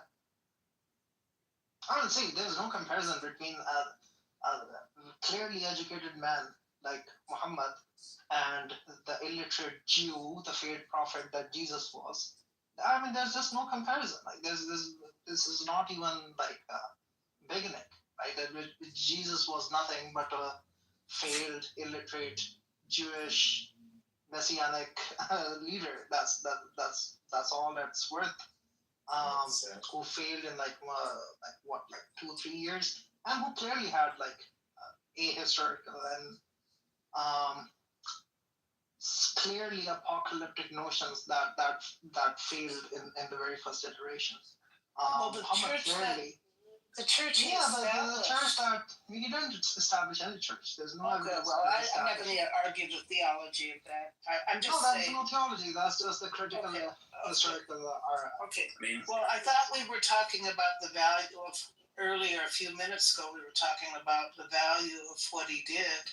Oh my in his God! area, It's shit and he moved water. into other areas who already had a belief in monotheistic belief. I don't know how saying that. I don't know how you can call someone who has the most followers of anyone on earth a failed prophet. How's that relevant? I would say the measurement of how good of a prophet you are is how many followers you get. Definitely not. What's the argument for that? Well, I need substantiation for that claim. He says he's failed because he was killed. Seems like a nice standardized No. By failed, was he a failed prophet? Yeah, by failed, I mean his central prophecy of his return was obviously false. The death and resurrection? Yeah, his second coming. His followers seem to think that he died and came back. That was like a prophecy, no? No. He had he had a particular teaching that is not the resurrection. The second coming is going to be in the immediate generation. That certainly did not happen. Right? This is like the academic consensus. There's a large majority of critical historians agree that one of the primary prophecies of Jesus was that he's going to come back in the immediate generation. That obviously did not happen. So the primary prophecy was his resurrection. He did predict that. No, the resurrection is actually not mentioned in any primary text. Yes. Which text mentions the resurrection as a prophecy? That you destroy this temple and it will be rebuilt in 3 days. That's a prophecy for second coming. Yes. Oh no, his resurrection, his own resurrection. Could you cite a critical historical study on that? I think a plausible analysis of what it means to be a successful prophet or to be a failed prophet. Either fails to get followers or that his message is fundamentally changed. So I think a plausible account of how he failed as a prophet is that Paul changed his teachings. But I don't think you're saying that that's just because Paul changed his teachings that he's a failed prophet. I think you're saying... No, I just called him a failed prophet because of his fundamental prophecy being false. I don't think having a short lifetime is like what we should measure success with someone. If you're trying to spread a message, it seems like how good you are spreading the message is a better measurement. I would agree with you. On your lifespan. That you could measure a prophet on whether or not his prediction failed, but I would also say that your personal judgment on whether or not his prophecy came true has to be weighed against all of the followers who probably believe that his prophecies did come true. Which is why we would then go to the objective, quantifiable measure who has more followers. Yeah, right? Shouting is not going to change anything. Yeah, because you don't have to interrupt. You could just wait until I finished. Yeah. Shouting is not going to change anything. Right. The point is still made. And the presuppositional opinions of the followers obviously do not matter. The subject matter authorities here are critical historians of antiquity or the particular time of Jesus of Nazareth. And the vast majority of critical scholarship agrees on the fact that one of his prophecies, one of his central prophecies, was his second coming in the immediate generation. That was something that did not prove to be true. And I don't understand how you're positing that somebody's worth is going to be judged by the actions and the genius of somebody else coming in and reinstating something into imperial power and then spreading it. That's absolutely and completely irrelevant to what that person thought or what they were working with. That's like, okay, so I'll explain. Just let me finish. Oh, I thought you were done. You can explain. Yeah, you can explain once I finish. What matters is what was the immediate effect of a person. When Jesus passed away, what was the state of the so-called nascent Christian community? How many Christians were there? What was their belief? And what were they believing? And what was their theology? And how did their theology positively or negatively affect the world? These are going to be the relevant question. The relevant question is not going to be, well, what happened with the presupposed attributed anachronistic message 500 years later when it was consolidated in a new imperial structure? That's definitely not a relevant data point about the psychometric profile or the effect of that particular individual. Like, you are just making up criteria at this point. Well, are you done now? Any criteria that you're going to assess someone is going to be some made-up criteria, because it turns out criteria for success are not like written into the laws of physics, but rather come up to agents for deciding what sort of things matter to them. And I think that, what matters to me for whether a prophet's successful is, did his ideas spread and did people follow his ideas? Seems like a reasonable metric. I think that's like probably and in fact, I would bet money that if I just asked people on the street that, what does it mean for a prophet to be successful? It's like, well, is it more that he got his ideas out? Like, I think, him making a false prophecy is for sure one metric by which he could be a failed prophet. But I think it's probably less central to people's conception of being a successful prophet. Like, I think if you'd ask most people, was Lao Tzu, Confucius, Buddha, Jesus, were they successful? People are like, yeah, they have millions of followers. Yes, they were successful in what they were up to. Yeah, so what you're really describing is he was successful at kind of secondary, tertiary influence, but the fact that he prophesied a second coming, that would be relevant. So you can say that, no, these are constructed. I mean, yeah, language is constructed, so what's the relevance of that? He was obviously a failed prophet if his central prophecy was about his immediate second coming. His idea. I mean, you can say he was a successful something else, but he wasn't a successful prophet. I mean, you could say that also about Islam, Seventh-day Adventists. The success of the prophecy. He was a messiah, not a Mormonism.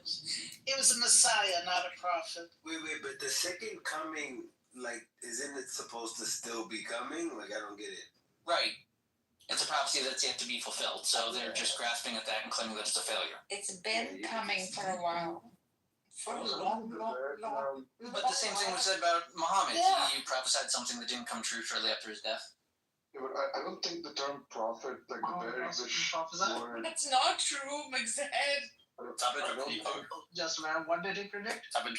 What was his prophecy? I don't think the bare word prophet in English like means specifically a person who prophesizes, right? Like it's just something like, I don't know, a person who like is a herald of like God or something, right? Who's delivering a message, not necessarily only prophecy. Like a Messiah.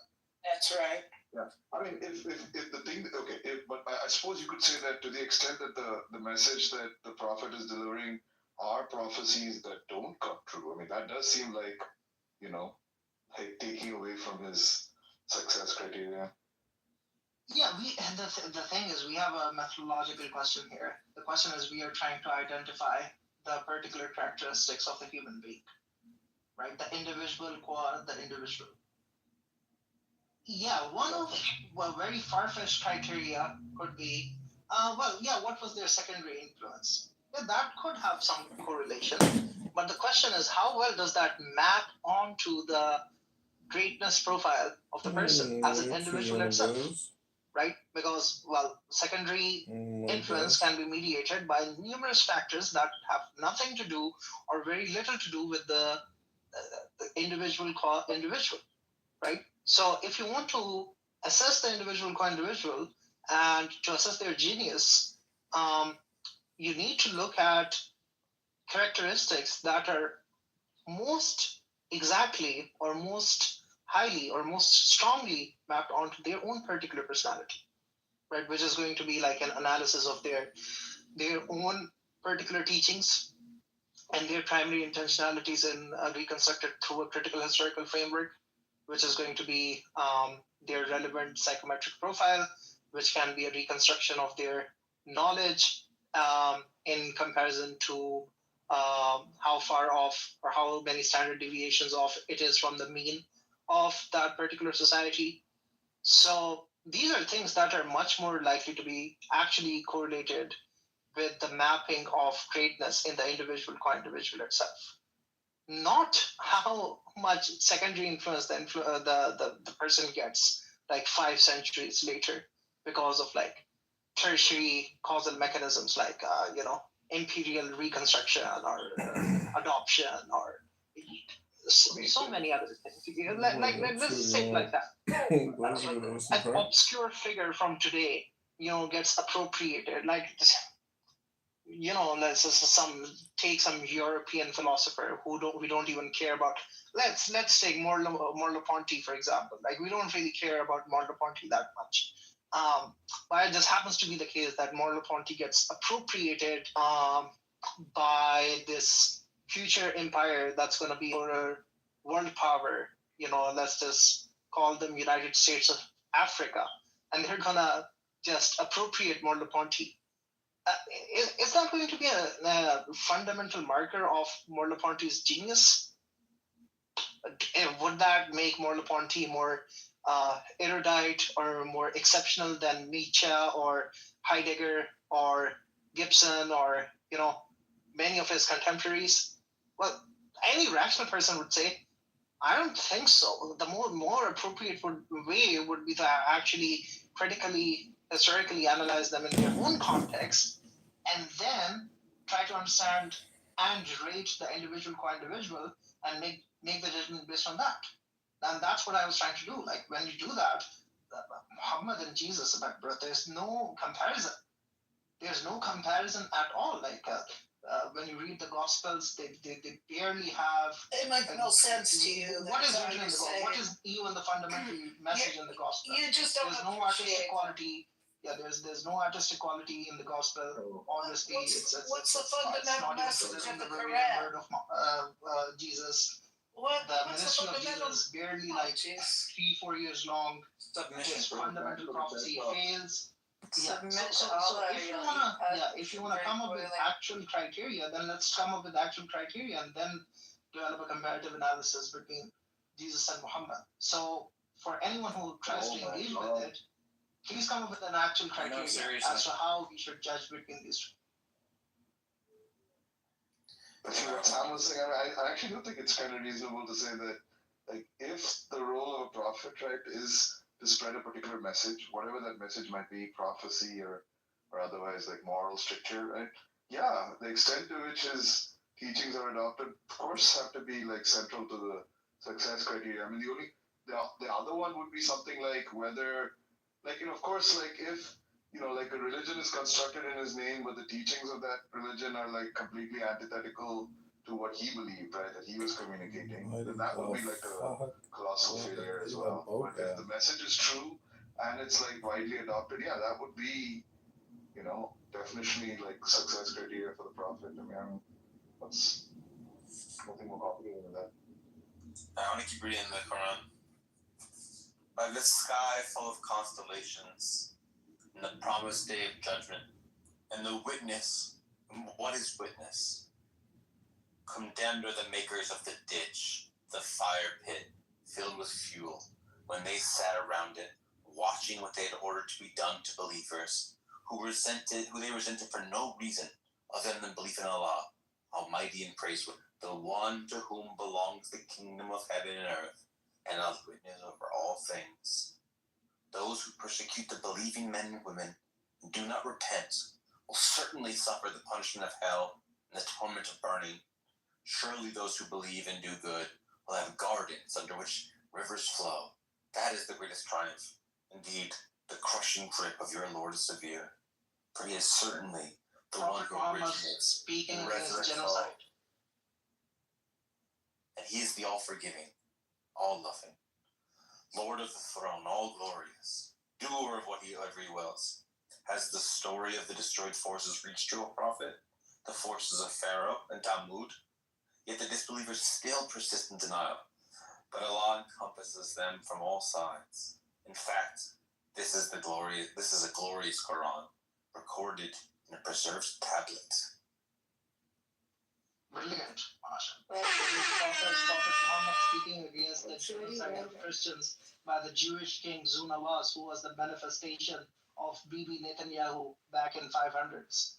So this was a very famous event that was spread across all of late antiquity, and Zunawaz killed many innocent Christians just for practicing God.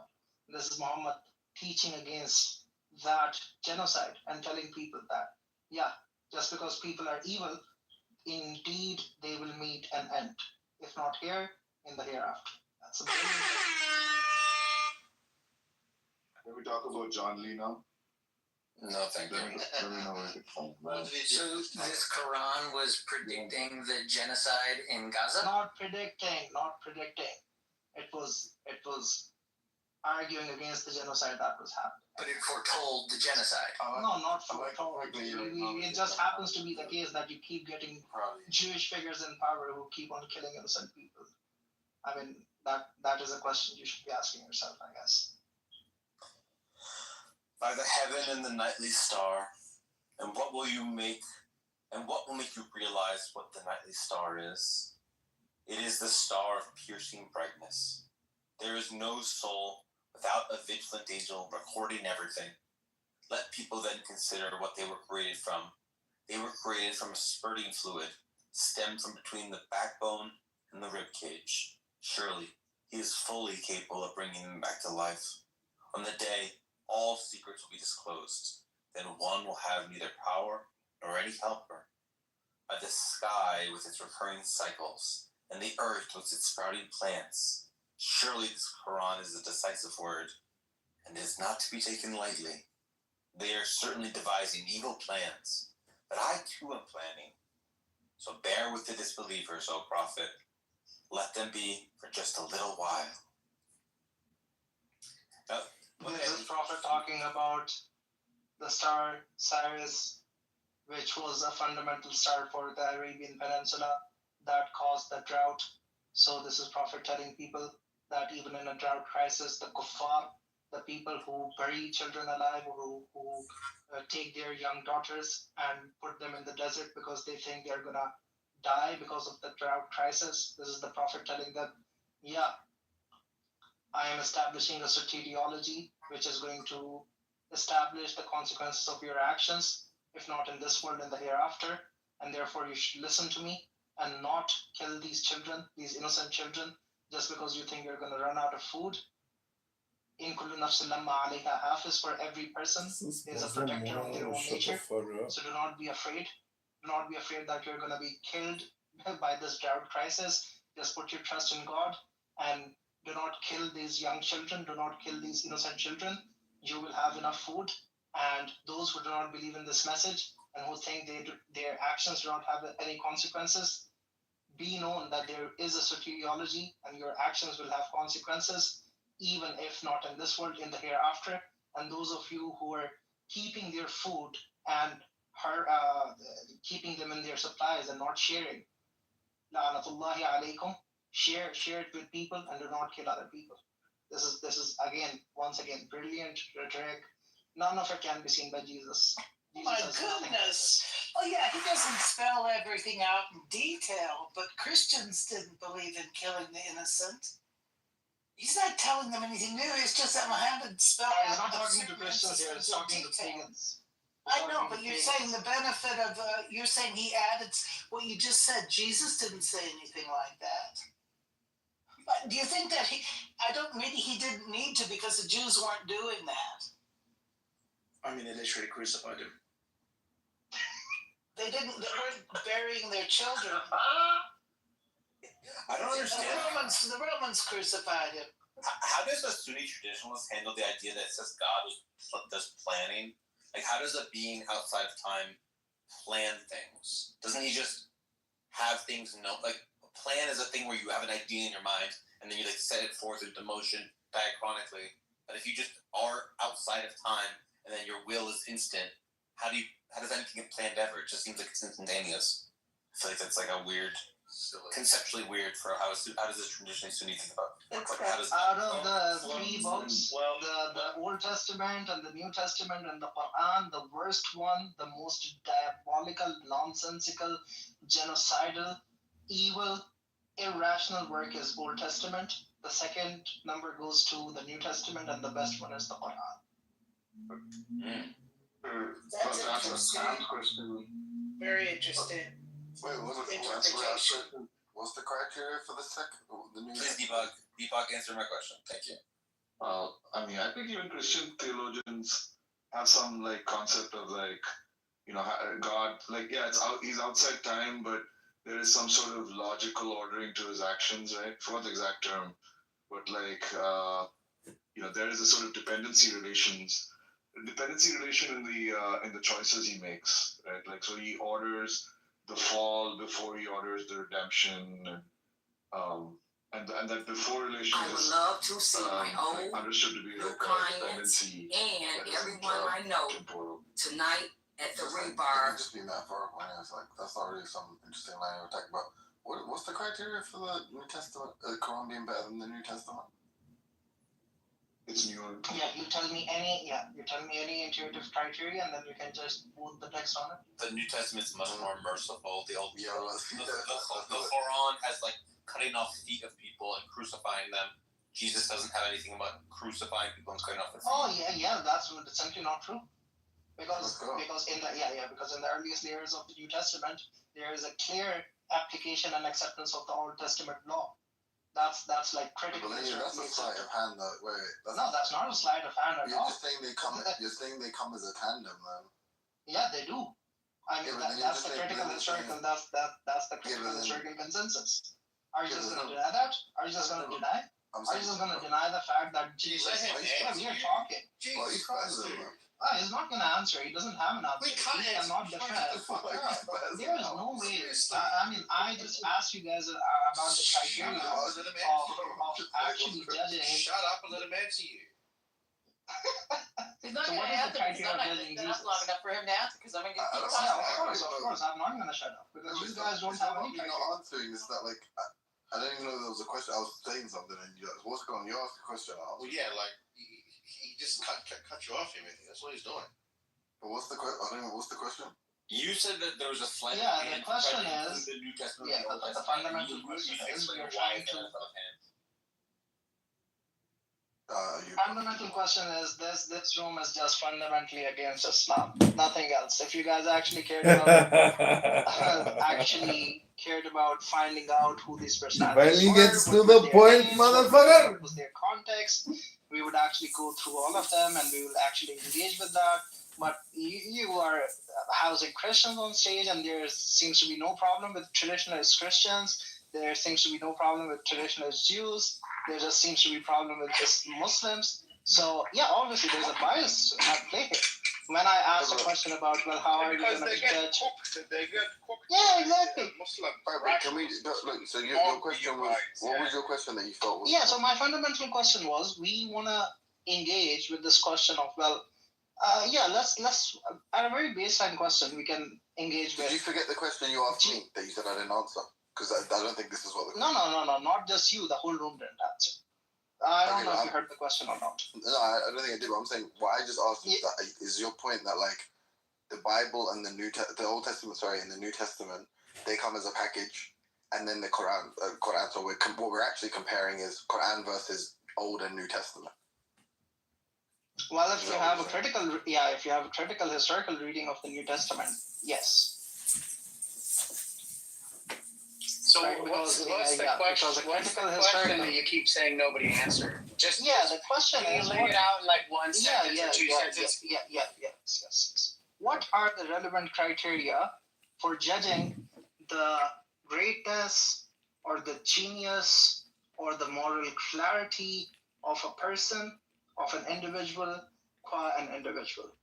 What are these criteria going to be?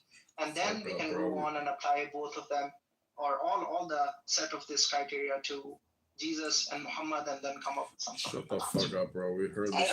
Wow, that actually was 2 sentences. Congratulations. Yeah. So my understanding, if you're saying something like, tell me what makes a person a good person. Is that what you're saying? No, great person. A great. Okay. What is that? What you're asking? Dumb it down. You have to dumb it down for these people. Are you just asking? I'm just trying to boil it down. Are you trying to say what are the qualities that a good person has, and we should lay those out first? Is that what you're saying? So here's some things that are in the Quran that I think are morally bad that don't exist in the New Testament. So hitting of wife is the final step to displeasing of wives, sex with female slaves, cutting off hands and feet, crucifixion, killing polytheists, wherever you find them, marriage. I don't know if you know this, Ahmad, but there's just no interruptions. It's a lot of murmur.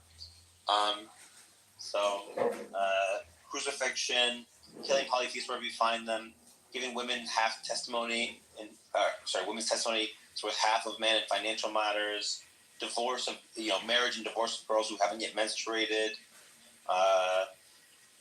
The idea that someone could be killed for things they'll do in the future with the Khidr story, where he gets killed for what he'll do in the future, which is a bad precedent for how we should treat justice. Shunning people for being bastards, comparing women to farmland. All these are sort of like pretty evil and not in Christendom, or not in the New Testament. Oh, okay. Amazing. Also,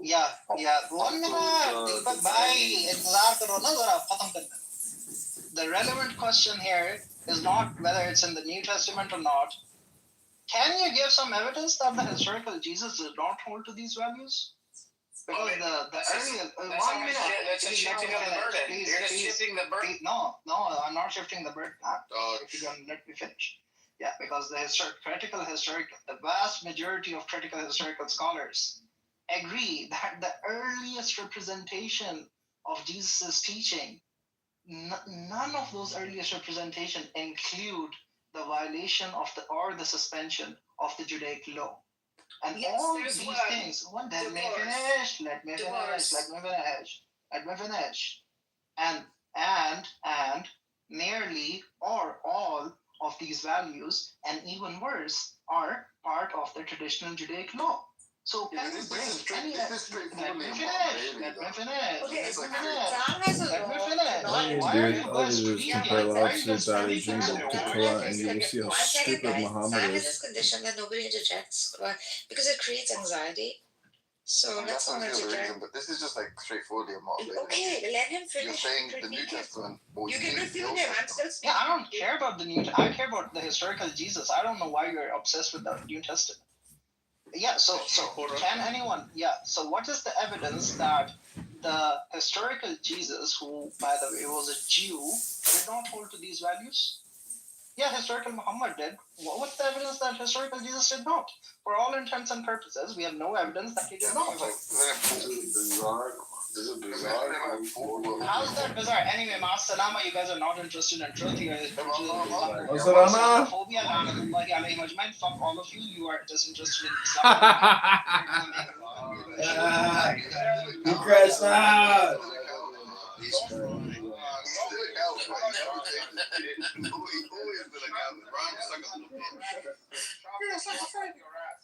That's what you guys are good for.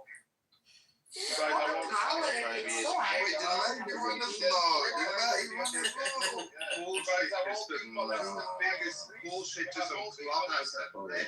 all been molested, traumatized by the fuck are you talking about? Yeah, fuck you. Fuck your Jesus Christ as well. Fuck your Mary. Just move this guy down, bro. What's wrong with you? Just move this guy down. It was so funny that Timothy was trying to answer his question, and as soon as he was trying to answer his question, he's like, "You can't answer my question. You're his own." Okay, Sam. Stop fucking talking over each other. I want to talk, Sam. These two bullshitters, are the most intellectually dishonest people on Clubhouse. They think that Khomeini is the great leader. They worship and condone murderous thugs like Khomeini, and they all hide it and disguise it under so pseudo rationalist. Yeah, Khomeini was being Muslims, yeah, and they refer to the historical critical method, yeah, but they're totally unwilling to use it, like most Muslims, totally unwilling to even think for a moment what an application of that method would mean for their sources and their religion. So fucking dishonest, and then pretending to be rationalist about it. Such bullshitters. Hey, we can move on now, jeez. That's a Deepak and Timothy, but you wanted to say something about his remarks, and I was curious both about Deepak and Timothy's comments before Ilya spazzed. I thought it was like, isn't it? I don't know nearly enough, but it seemed like no one was gonna. But like, I thought that was the whole point about Paul and why people are critical of Paul. That like, Paul did say that they were gonna like change like the law or like make amendments or abrogations. I don't know. Isn't that like the general gist of it? Like Paul saying that like they're gonna differ in terms of like how they practice their religion from the. I thought the stuff we don't like in the Old Testament is like ceremonial law or something like that, right? Isn't that the Christian position? Also, he changed from Islam to Islamic Christianity to the historical Jesus versus the historical Muhammad, which is just an obvious just switch of the topic.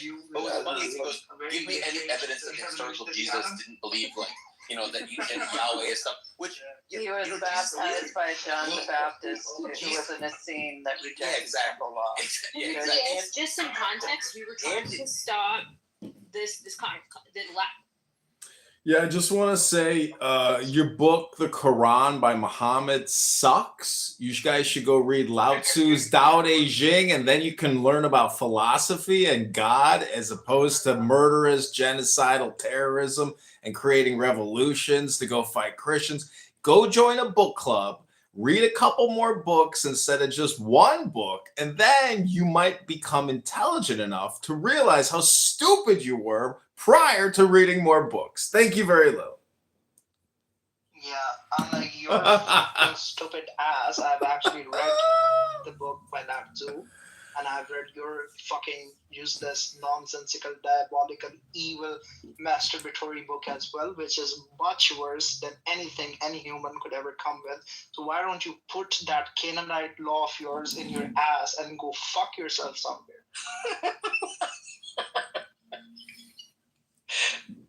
The thing is, that was pretty accurate. That's the bad thing about it. It was a roast, but it was pretty accurate. Question him on the like why the New Testament ranks behind the Quran. He goes like, oh, because it affirms the Old Testament.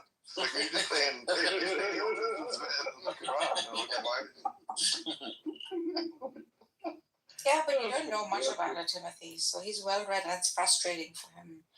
Like for people who are just like biased, and most of the stage is just biased, although they're atheists. He was a bit like when I don't know what it smells of indoctrination and bias. That they are this honest. Just because like he brought up something about. I like Matthew. Andre Matthew's good. Elias is a bit immature. No. Matthew's just hiding it behind a British accent and a sort of claim that he's a rationalist and it all makes sense the way he presents it. It's all pseudo-rationalizing. Like any religious person, including Christians, who think that their religion is rational, they've got another thing coming. We've got a replacement local for Elias, everyone. No, come on. No, hey, not too much Andre, baby. But Andre is also biased about Jesus Christ, so God forbid if anything is said about Jesus Christ. I listen. It looks like Zambi's upset by what happened, but Elias is being insanely dishonest every day. Dishonest what? But nowadays, unlike your Muslim brothers, because now my Nadir Matahari friend, you're again, switching sides as you usually do. Unlike them, I am willing to accept and look at the criticism of my religion, at the historical critical method. What I see with Muslims is they're leeching on research done by actual Christians about their religion and are completely and utterly unwilling to look at their hadith, their Quran in the same way, in an honest way. Complete lack of that. They're sponging and leeching on the academic standards we have developed in the Christian West, and they're unwilling to apply it to their own religion. And that most Muslim countries, missed out on the industrialization, are now still in tatters.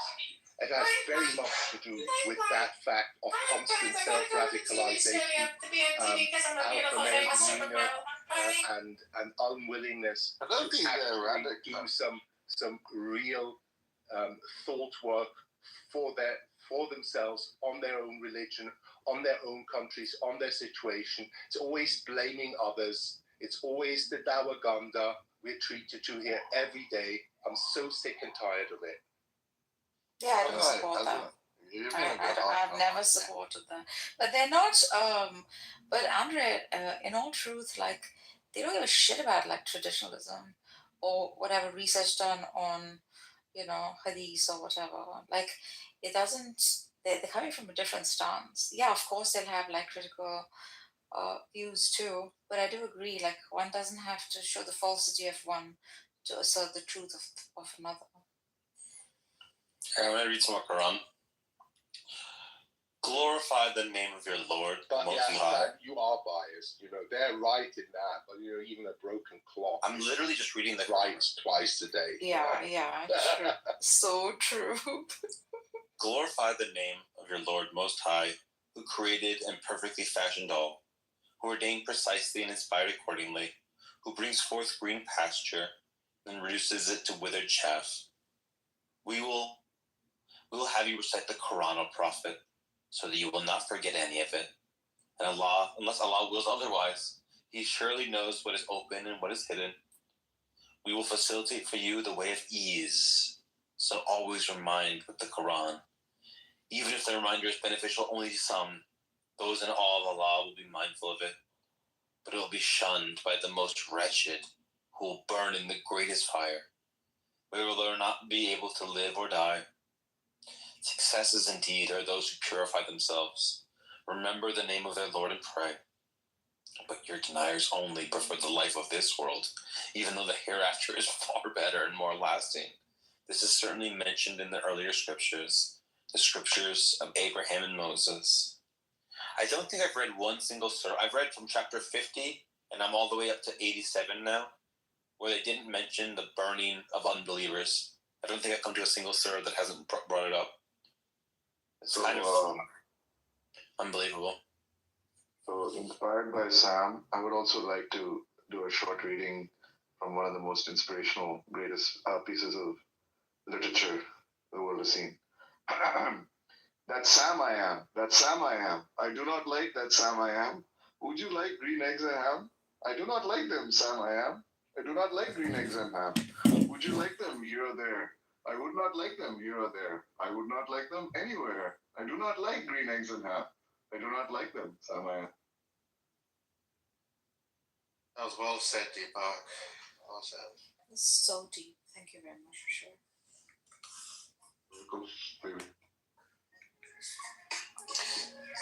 Yo, yo, yo, yo, yo, yo. I do not like them in a house. I do not like them with a mouse. I do not like them here or there. I do not like them anywhere. I do not like green eggs and ham. I do not like them, Sam I am. Would you eat them in a box? Would you eat them with a fuss? Not in a box, not with a fox, not in the house, not with a mouse. I would not eat them here or there. I would not eat them anywhere. I would not eat green eggs and ham. I do not like them, Sam I am. Would you, could you in the car? Eat them, here they are. I would not, could not in the car. You may like them, you will see. You may like them in a tree. I would not, could not in a tree. Not a car, you let me be.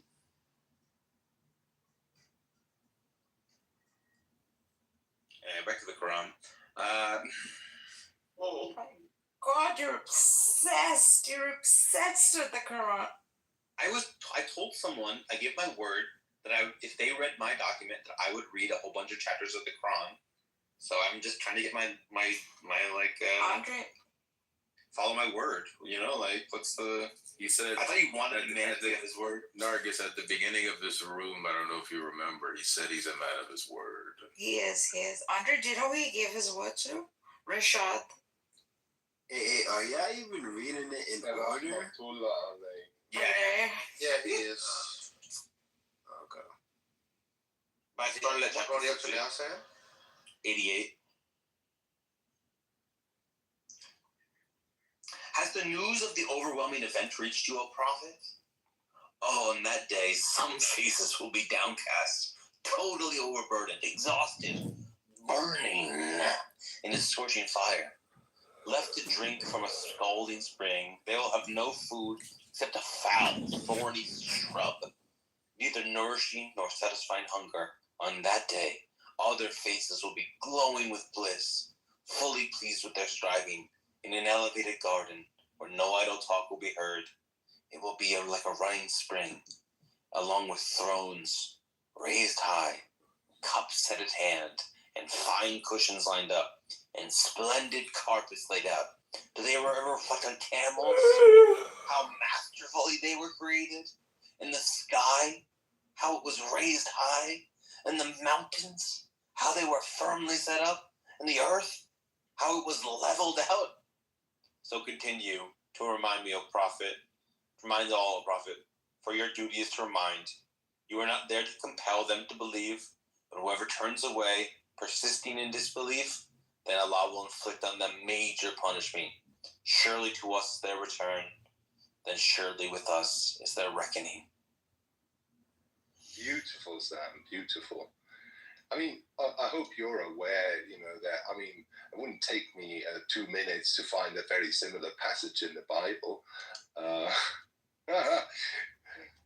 It's just, most Christians have now moved on to a sort of universalist view, for which I think they have no foundation and basis anyway. But, of course, as good Christians, we should wish for everybody to go to heaven, because we're very nice people.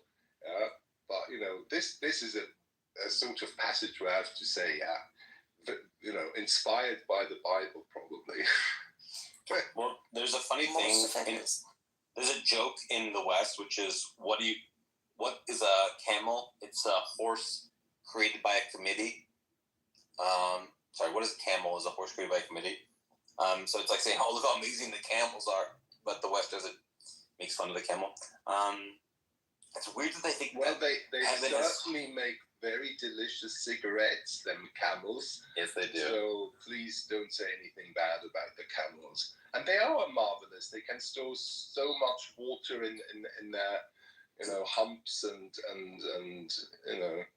The humps are, Andre, the humps are fat more. Yeah, but they store water and No, not in the hump. But they have carpets in heaven, and then they have the world is leveled out. I don't think the world's leveled out, guys. Why does heaven need carpets? It's so physical. The way they imagine heaven is this like physical, tangible place with big bosomed women and carpets and chairs that are well decorated chairs. It's very, very. They are not imagining an abstract place whatsoever. Oh, Amin is here to explain why it's physical. Go ahead. The literalist. Go ahead.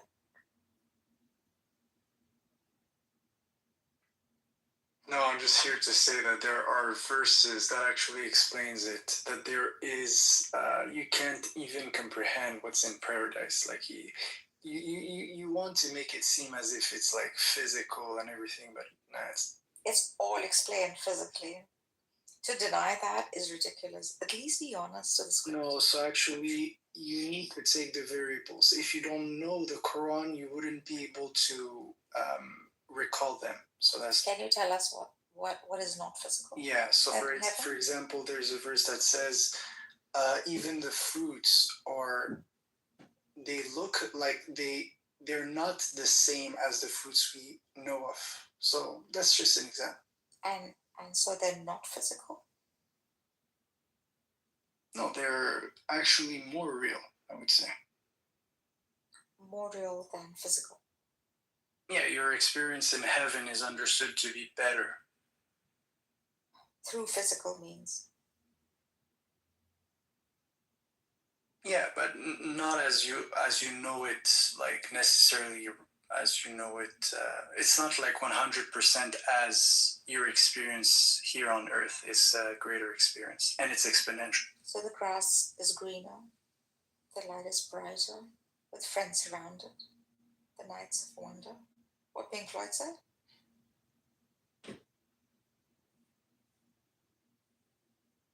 I guess. Still physical. I don't know what you came to prove it. I've heard, I've been reading the Quran for hours now. The descriptions of heaven in the Quran are over and over, that there's fancy chairs, that there's carpets, that there's fruit that you can grab, that there's silver cups and crystalline cups that you can drink out of whatever fruits you want to eat, whatever meat you want to eat. Nice chairs, beautiful ladies, servants. It's all physical. Hundreds of verses. So I'm not denying physicality when there's hundreds of verses is just to not care about your holy book whatsoever. Just be honest. I'm not denying. Be honest with the scripture. So I'm not denying. So when I say, for instance, I'm a spiritual person, what does that mean? It just means that you're searching a higher level of consciousness, right? So for me, at least, that's what it means. So paradise would be this. It would be This message brought an to you by experience Pfizer. that's more conscious. You're more present. Therefore, reality appears better, and that's pointed out many times. So Like a psychedelic trip. I guess I mean, yeah, whatever. The Grillins Abu basically like they just like pivoted from fucking whether or not it's reasonable to criticize Islam or to like include all the different views to just like you know that guy Ahmed who you kicked off the stage. He's a white man who supports genocide. that was like that's not what we're talking about. He was like, no, you have to answer this. Do gingers count as white people, man? To who? People, I think there's going to be a question about that. So we're obviously they are. Why? Yeah, they're definitely So white. what ginger juice, Sam? I think people doesn't have a soul. Yeah, No, we don't have souls. Since I put the baby picture up, I think people have been nicer to me. It's like a nice little defense. You are pretty damn cute. I hate you more now. No, I just want to go down to McDonald's all the time now. you look like you know how they say use master for like young people. You know, like it's like an official. I don't know if you know, it's like an official title. Like I remember when I was a kid, it'd be like master. I almost said my name. There, master, whatever. Like that's the name. So now I hate you even more. I hated you a lot before. You can call me Master Bros if you want. Master Boss? Listen, Master Boss. I don't listen. Hey, Master, I don't listen to Quran no more. Please, Master. No more. But what's so going? What was the what exactly? How? I guess Zabu thinks that something bad, that you did something bad. There we go. PTR Sam and I are wearing matching outfits. It's great. Oh my god, I haven't seen this one. Oh my god, it's so cute. We would have gotten along really well, Cora. Us as babies, oh my god, Cora, this is so cute. Weirdo nerds, we would have gotten along great. Go on, what happened? Zabu got upset that she thought that I was like, okay, she was trying to say something about the diversity of Islam, and Mixed was interrupting her. And then I didn't move down Mixed for doing that. That she got a little clumped about that. And then what else? Someone was saying you're only looking at it through the literalist lens, and therefore, yeah, obviously it's going to be shitty. But look at it through the Shia schools of thought, where a lot of thought, literature, and analysis has been done on the Quran. Yeah, well, the same in the Sunni. Hey, people have 1,400 years now to develop a spirituality and exegesis around this. The Christians had 2,000 years. Yes. You know, it's not like people don't have explanations.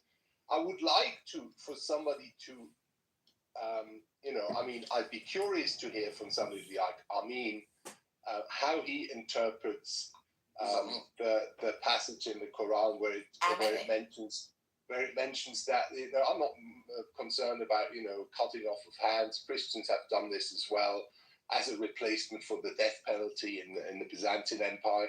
I'm not going to throw stones in a glass house, but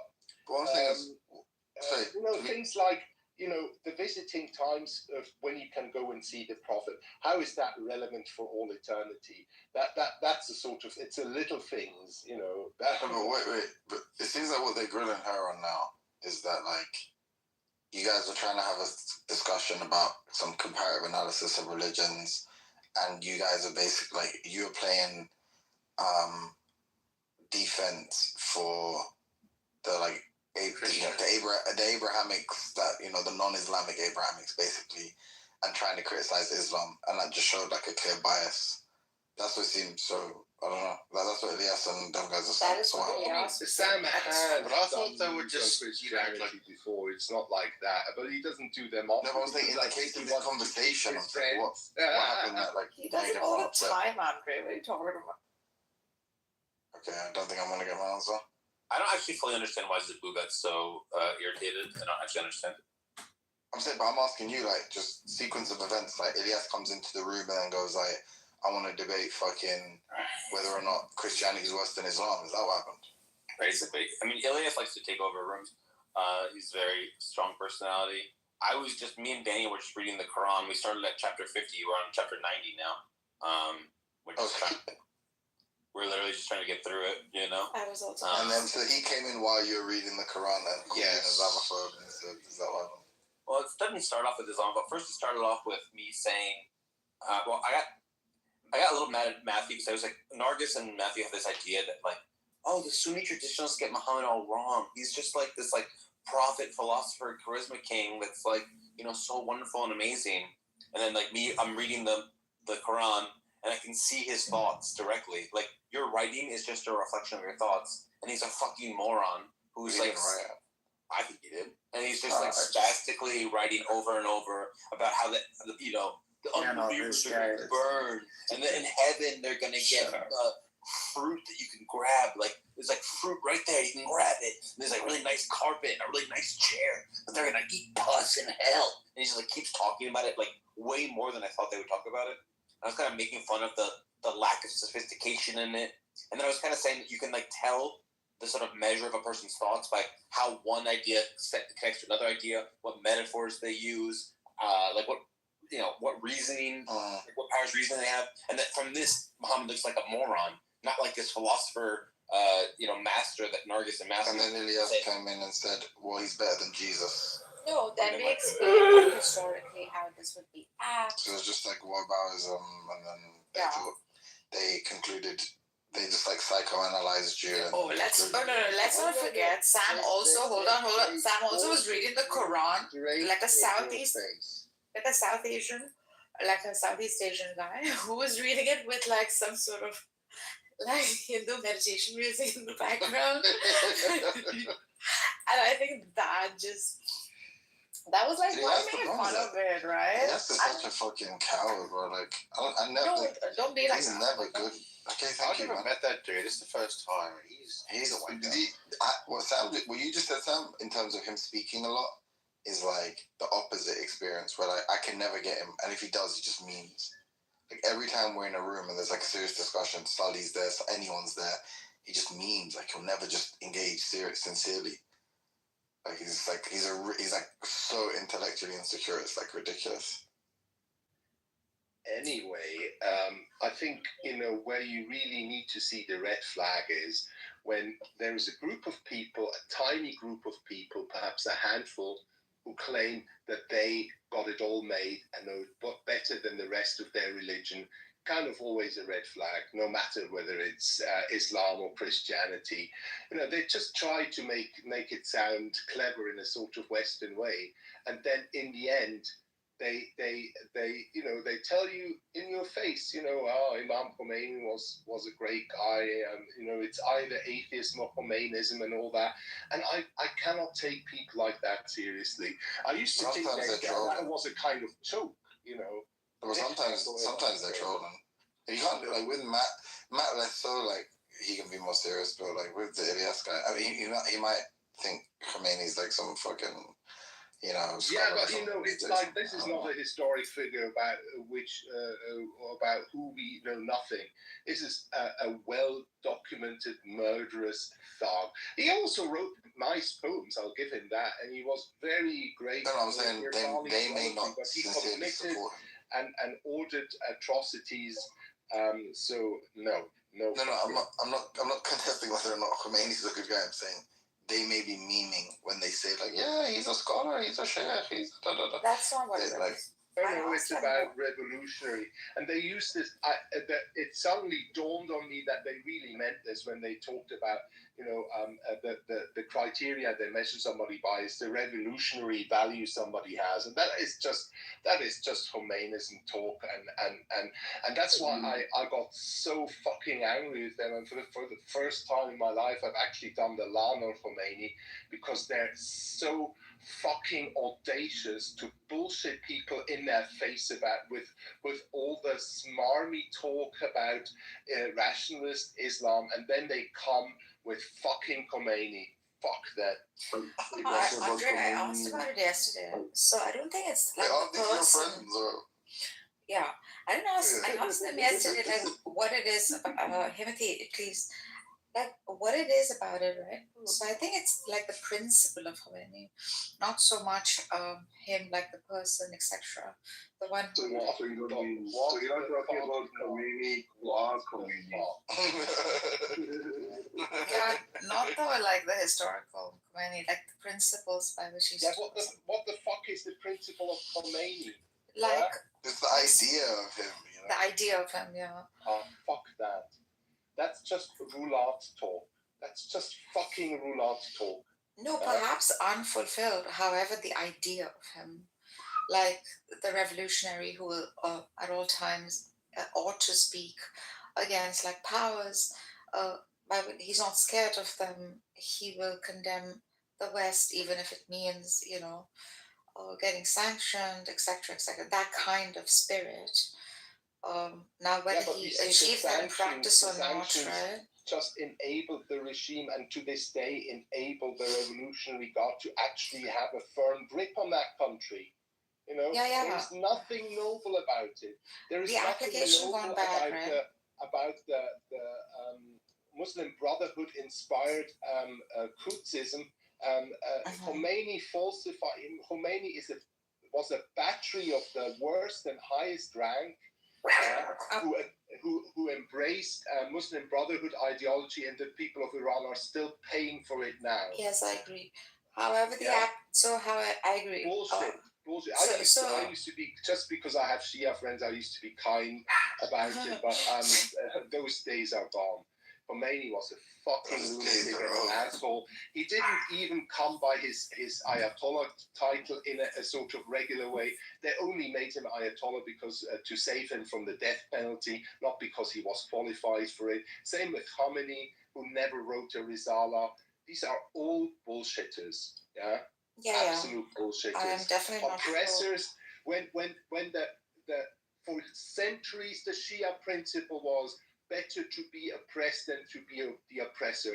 And if people cannot see how oppressive the Walayat al-Faqih is that we see in Iran, I really feel sorry for them, and I think they haven't really understood Shiism. Like the sort of assholes that I see, Catholic radicals who I've met on Clubhouse who think the Crusades were great, even when the Vatican says no.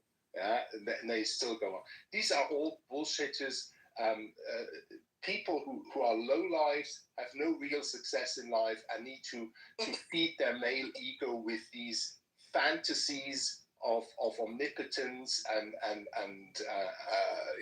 violence and sort of self-made up or superiority. It's so base and so easy to see through for anybody with some sort of emotional intelligence.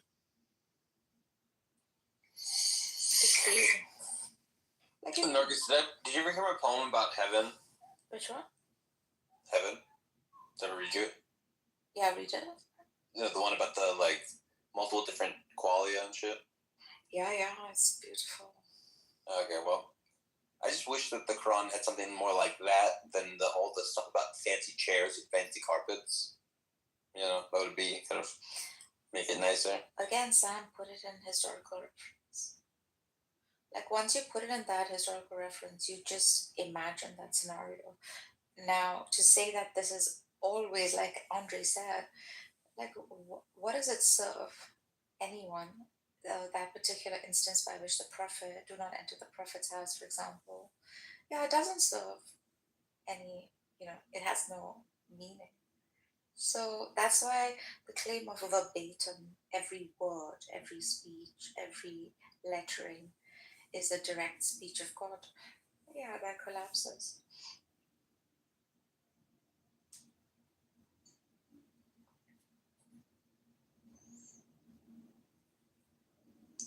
But you can still see it through some historical reference. Sam, did you understand what Matthew and I were trying to say through the historical thing? Listen, you guys were saying that, Muhammad was in a place in a context. He said there was a drought. He's trying to get people to share food in a drought. And he needs to say whatever he needs to say to get people to do this. Yes. And these are a bunch of illiterate Bedouins, and you got to threaten them with hellfire, get them to do the right thing. And the right thing is to, give to charity and all that stuff. And so you guys basically think that you're kind of like it's like a noble lie that he's just like trying to say whatever will get the people to do the right thing. To do the right thing. And I think of, and then I say, if that's true, let's just grant you that that's true. That would still not tell you that the Quran is good for our time. But that's it could be. Sorry. It could be that he was useful and he was a useful tool for that time, not our time. And then the second claim is I just don't think it's plausible. That's a good psychological account of what the man was like. So I both think if it's true, doesn't matter. Might not mean that the Quran's useful now, but also don't think it's true. But that's where I think like the point Matthew was making is really relevant in the sense that like religions adapt to different contexts. There's always innovation and interpretation and reapplication, but the principles stay the same. So the principles remain, and then the actions and behaviors and how that gets applied is different. And your concern of the violence and the idiocy of literalist Islamists is a problem that actually needs to be addressed. But that is still not majority of Islam. And so putting it in historical context allows you to actually see how these other schools of thought develop their thought further in today's context. So for the literalist Islamist, or for the people who argue that we need to go back to the way Prophet Muhammad was acting, of course it's irrelevant. But for many other schools of thought, they've already solved this problem and found other ways to actually act on it differently. And take different ways to apply the principles that are actually relevant, very peaceful, help other people. It's not all bad. Most of it is not bad. So when you're going through the Quran and you're saying, well, this verse is completely irrational, but to who? To the context within which he's in? Are they saying it? Or the literalist Islamists? Okay. But how do the rationalists and the scholars and the academics and the many historians and all the religious studies scholars, everybody, how do they look at it now? And how is the principle being applied now? And I think sometimes when we only talk to the literalists or we're only concerned about these people who tried to mimic Muhammad in an irrelevant way, do we like miss the opportunity to like actually see these like contemporary things? We get lost in the past, and that's what it feels like right now. It feels like you're getting lost in the past, and you're not willing to see how other schools of thought are applying these principles. And I know you, so I think you are because you talk to us, and you talk to Nargis and I, right? And I know I don't always like educate. I'm not interested in doing that all the time, but I try to share some, and I think you would be interested in that and curious about that. And I know you're not as exposed to it on here because of the kinds of conversations you're having. And I think your document is fantastic, and I fucking loved it. And I said that to you the first time I talked to you. But I just think there's a limit to that approach, and you have to be willing to accept that it's limited, and it's not the only way to address this issue. There's other ways to confront it. And you have to be willing to be open to that. You're very triggered right now, Zabu, and I don't fully understand what's going on. I don't know what I'm doing differently today than I've done any other days. I'm just reading the Quran as opposed to reading my document, but I feel like I don't get what you find egregious about me just reading the Quran and commenting on it. Why is that triggering you? It's not just, you're not just reading it and you're not just providing commentary. It feels different this time because it's how are you expressing the willingness to look at these other views? And that felt closed off in this conversation. That's what was triggering. Because I know you to not be closed off. I know you to be very open-minded. And it came off as something else. Right, so like I don't think Napoleon was a particularly good guy. This is pathetic. You could probably take Napoleon's writings and make a religion out of it. Get a life, there could be fatty. like good and bad religions that were based out of Napoleon's writings. Like some people focus on his like bloodshed and killing.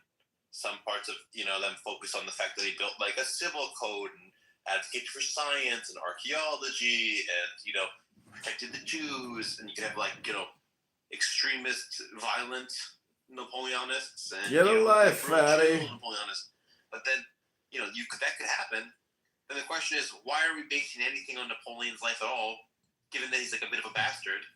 And like, even if you have liberal interpretations of a bastard's work, the man is still a bit of he's a conqueror. He's slaughtered, killed lots of people. It's like, why even do the project of making a liberal version of a bastard's work? And so I agree that you can come up with liberal versions of anything. I could probably come up with a liberal version of literal Nazism. I think liberal is. I don't mean. But like, why would we do that? So because it's not about. So this is where I think you get lost. Because I understand the atheist tendency to be like, well, we don't need any of it anyways. But if you're actually trying to address literalist Islam, it's kind of like recognizing that like there's like religion is a marketplace and there's a lot of choices. So you might not agree that Muslims should be Muslims, but then to attack all of Islam and say it shouldn't exist is closed-minded. Not to convert you to not be an atheist, but you're closing yourself off from learning how these other principles get applied. In doing that. So it's not about saying, oh, you need to not have a critique of all of Islam or whatever, but there's a little bit of a limitation or dishonesty in that. Because now you're throwing it all out. So then when you read the Quran and you're taking a verse that I actually understand it to mean something completely different than what you're reading, because now the principle of the thing the principle is the same, but the way it gets applied is different, right? Now you're saying that I'm irrational. And that my practice is not important to understand. And that's why I get triggered, because now you're saying it about me. And you're saying that the tradition that you are open to saying that, oh, well, it's not your Islam, Sabine, but now you're saying it is. Because you aren't looking at how the principle is being applied now or the historical context. So of course I'm going to get triggered, because now you're saying, oh, it's not worth knowing why I think that this is important to me. So I'm taking it personally. He's reading a book, you clown. So I'm gonna read my own version of the This is Quran, like autism at its finest. I'll read some of it. Have you not considered how you are but a thin leaf on an ancient branch, and how many leaves will yet unfold after you? Descendants will drink the water you cloud and breathe the air you poison, inherit the ruins or gardens you leave behind, the climate, the rivers and seas, the soil and forests, and fragile multitude of species. These are trusts placed in human care. Whoever treats Earth only as a quarry and a landfill has betrayed the covenant of both the past and future, worked to forestall the disasters that could erase your entire story from you.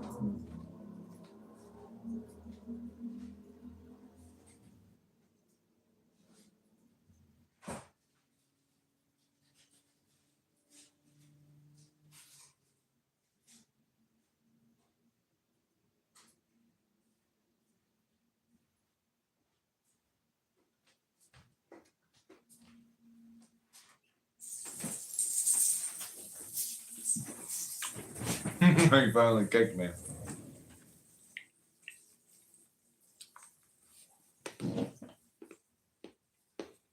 Nobody on that nasty thing.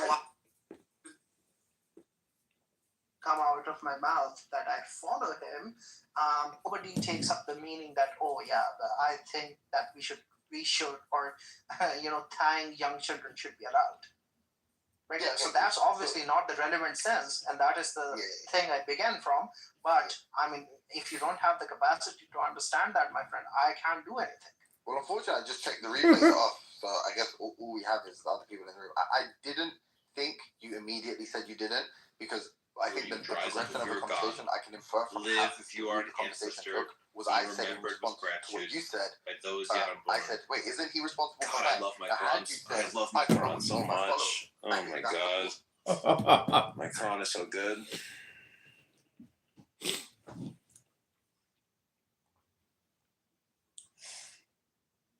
I'm going to read more from my Quran. Have you not seen paths that humans have walked in search of the good? Among those are those who said, do not do unto others that you would yourself hate. They bound justice and kindness and study. And those who said, love the source of all with all your whole being, and love your neighbors as yourself, turning to the golden rule and living fire. And those who spoke of Dharma, of duty without clinging to reward, and of gentleness that reaches even to insects beneath the plow. And those who, seeing that craving breeds suffering, walk the path of the right view and right intention and right speech and right action, bearing compassion for all that feels. And those who wrap themselves in radical non-harm, guarding thought and tongue and hand, lest they would wound another creature. And those who remembered the one, earned by their own labor, shared their bread, and drew their swords for the oppressed. And those who sought harmony through ritual and role, teaching children to honor their parents and citizens to honor one another. And those who said, move with the way, act without domineering, be simple, humble, be like water. And those who divided the world into truth and lie, and strove for good thoughts, good words, and good deeds. And those who proclaimed the unity of mankind, that science and spirit need not be enemies but partners. And those who spoke of virtues as habits, a mean between excess and deficiency, aiming at a deep flourishing rather than a shallow thrill. And those who taught reason to rule passion, turning the soul towards good beyond all appearances. And those who sought quiet and stable pleasures, pruning anxiety with friendship and simple living. Sam, was my response to you not clear? I just want to finish reading my Quran and then I'll respond to you in a second. Do you think we miscount these voices? Surely, we know every spark of insight and every deed of love. From many wells people draw, get all clear water reflects the same sky. Hold fast in what these paths converges. Honesty, mercy, and courage and care for every mind that can feel. Let no story, however holy to you, stand immune from reason critique, for the real is not threatened by honesty. Anyway, I don't know. I just feel like you're fucking. I don't know. I just feel like you're a bit triggered, and I don't know what to say to you. I'm literally just like, I don't think that your Ismailism is a bad ideology. I don't think it's a bad thing that exists. I would much rather every Muslim be what you are, or what Ilyas is, compared to what they generally are. I think it's good that this exists. I think that, like, it's not some platonic ideal of the best religion ever, because I think fundamentally, all religions are flawed. I think Muhammad, I don't think he was a particularly nice man. I think the Quran is very, very flawed as a text. So then it's just like, okay, well, it's a good version. It's like a good thing that it exists, but I think that there's better things, better heights that we could climb to. Okay, saying I'm just triggered is like also triggering. So I'd appreciate it if I'm responding to you and I'm actually talking to you about something, you not say that to me. I don't think it's helpful. And I think the difference is that usually you're doing it in a manner that is really clear about the fact that it's literalist Islam. But you're talking to Matthew and Ilyas as if they're literalist, like they're also literalist Muslims, and they're not. And of course they're not literalists. Pardon? Of course they're not literalists. They just think Muhammad is a really good man. But there's other ways to talk to them about that then. Where did you get that from, that he's not? Where's that assumption coming from? I think most warlord conquerors are bastards. So Which is what you're calling him.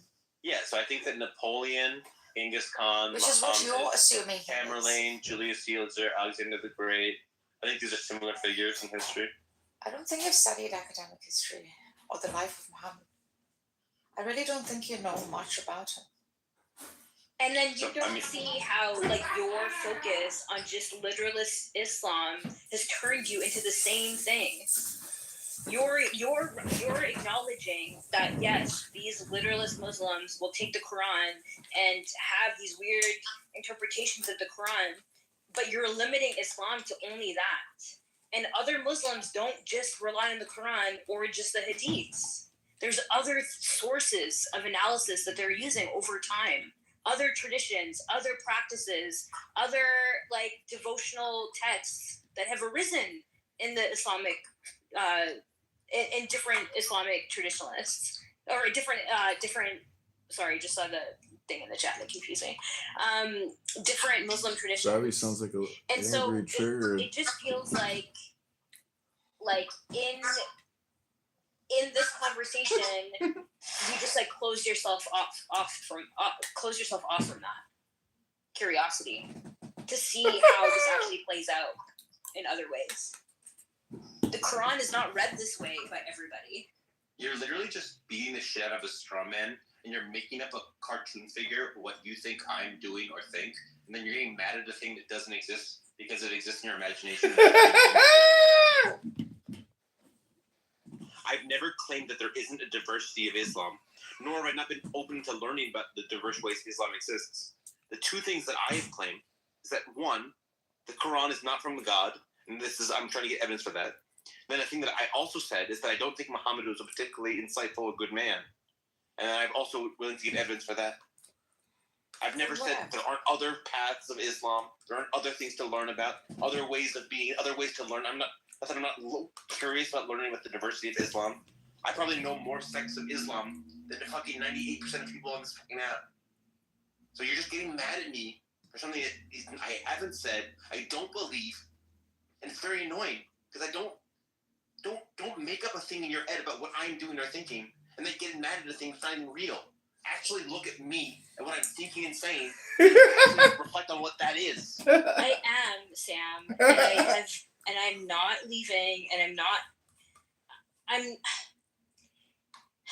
not trying to annoy you. You asked me why I'm being triggered, and I'm telling you something in this conversation was different than what you usually do. And that's why I'm thrown off. That's it. I don't think I'm making it up. I'm not saying that this is your inherent behavior. I think it's strange behavior from what I'm usually used to. That's why I'm talking about it. I'm sorry you're upset. I'm not being trying different, to Sam. I really care about you. I really enjoy our rooms. I enjoy our conversations. I enjoy our friendship. It's not about that. I don't think you're a bad person. I literally went to the other room to fucking say that. I literally went to the other room to say that. I defend you. I care about you. I do all of these things. I show you this affection for your creativity all the time. I'm not trying to beat you up. I'm telling you that I'm just thrown off. I'm thrown off. Sabu, you were So triggered hearing over you Sam say being different tonight? this and that you're He's open to reading it a is book. just, I guess I'm just asking for reassurance. Like, remind me. So if you want to do a room with me on different forms of Islam that exist and tell me about all these obscure sects, like ones that are just purely So into maybe you like should take a deep breath and mysticism, relax. or those are purely into rationalism, the whirling dervishes, the various obscure sects. Happy to learn about them, very curious about it, would love to learn about it. I love learning about the diversity of the worlds, and also as a human, I want nothing human to be alien to me. So I'd like to learn about different ways people understand things and do things. And I'm happy to have a room that you host on the diversity of Islam. But you can't just say that I'm just triggered and upset for no reason and that I'm making it up. Like, that's not fair. Well, the thing you made up was what you think I was up to or thought and believed. All I've done is read the Quran and then commented on it. And you were saying, Sam, what you're saying is you're not open to these other forms of Islam. No, I'm which I never said. as if you weren't. Yeah, and that is what I'm saying is in your imagination, because I never said, oh yeah, fuck all these. If you I don't want to upset learn. me, I would never talk down to you about it. I would never do that. What are you saying? What are you saying? You're talking down to me.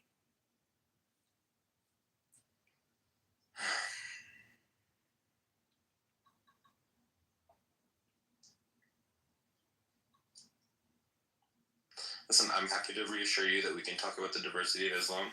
Talk up to her. I think that I was actually just reading the Quran. Talk up to her. I don't know why this. I think you have an image in your head of what I'm doing that's different from you. Grow up, Zabu. I assure you that me and Daniel. Take the metal. Daniel like constantly make jokes about the Quran.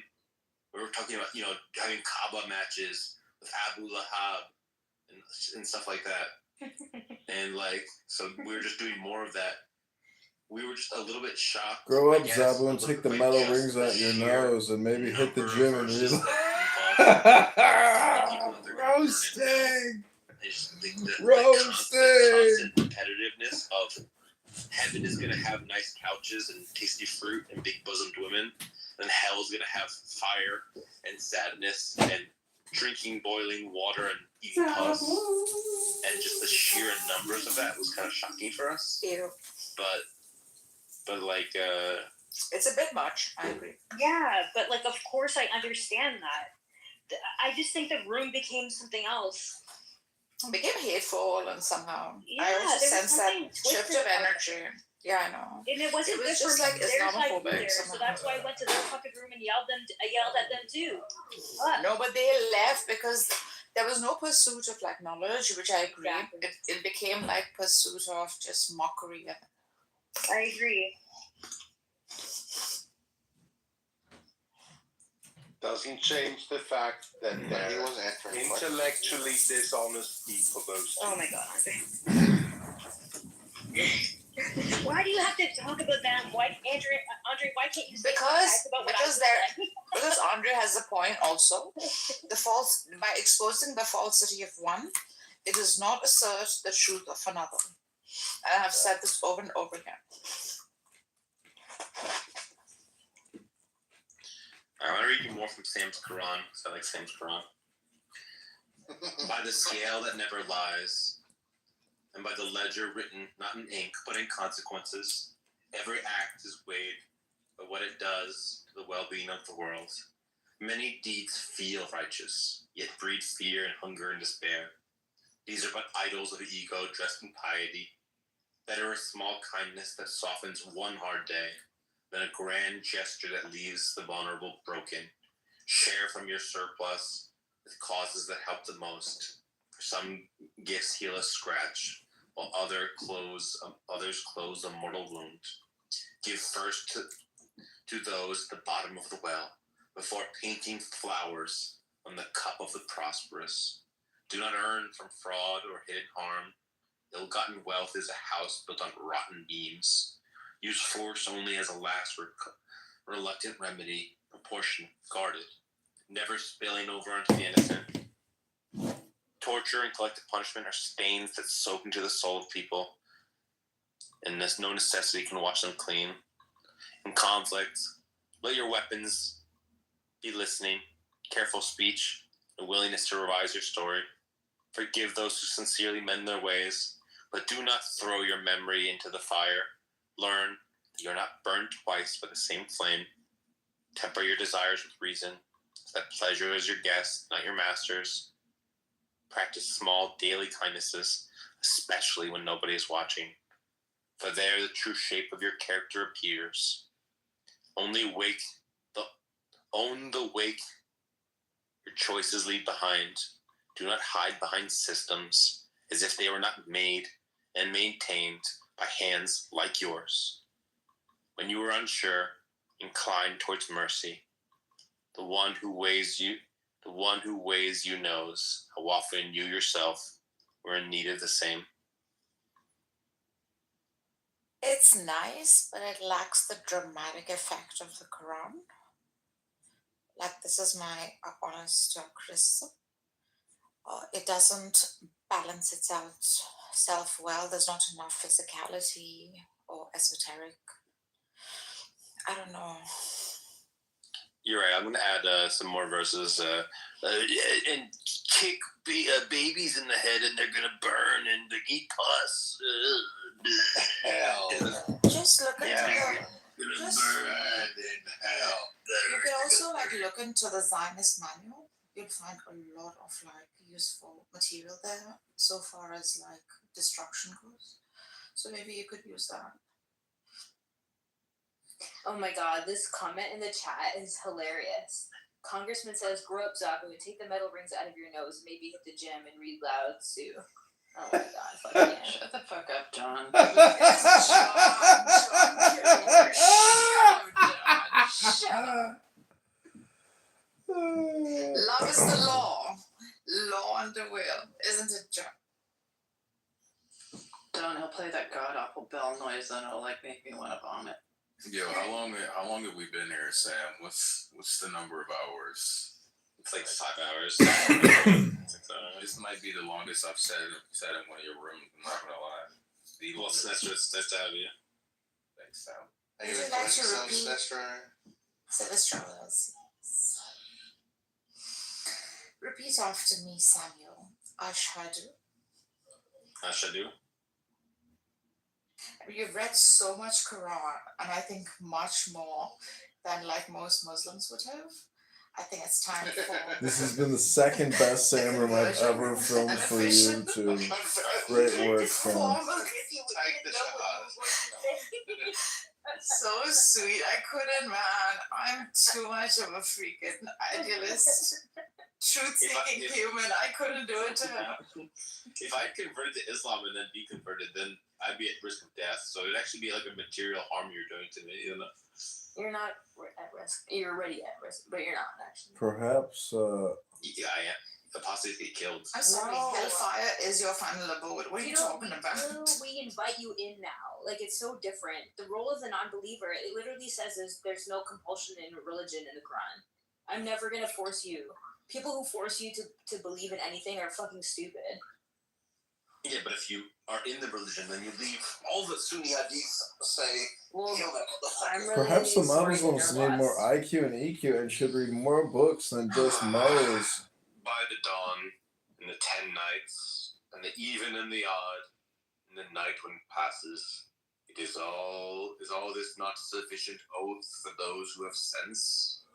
Did you not see how your Lord dealt with Ad, the people of Aram, and the great stature, unmatched in any land? They couldn't pass up. Talmud, who carved their homes into rocks in the Stone Valley, and the Pharaoh of mighty structures.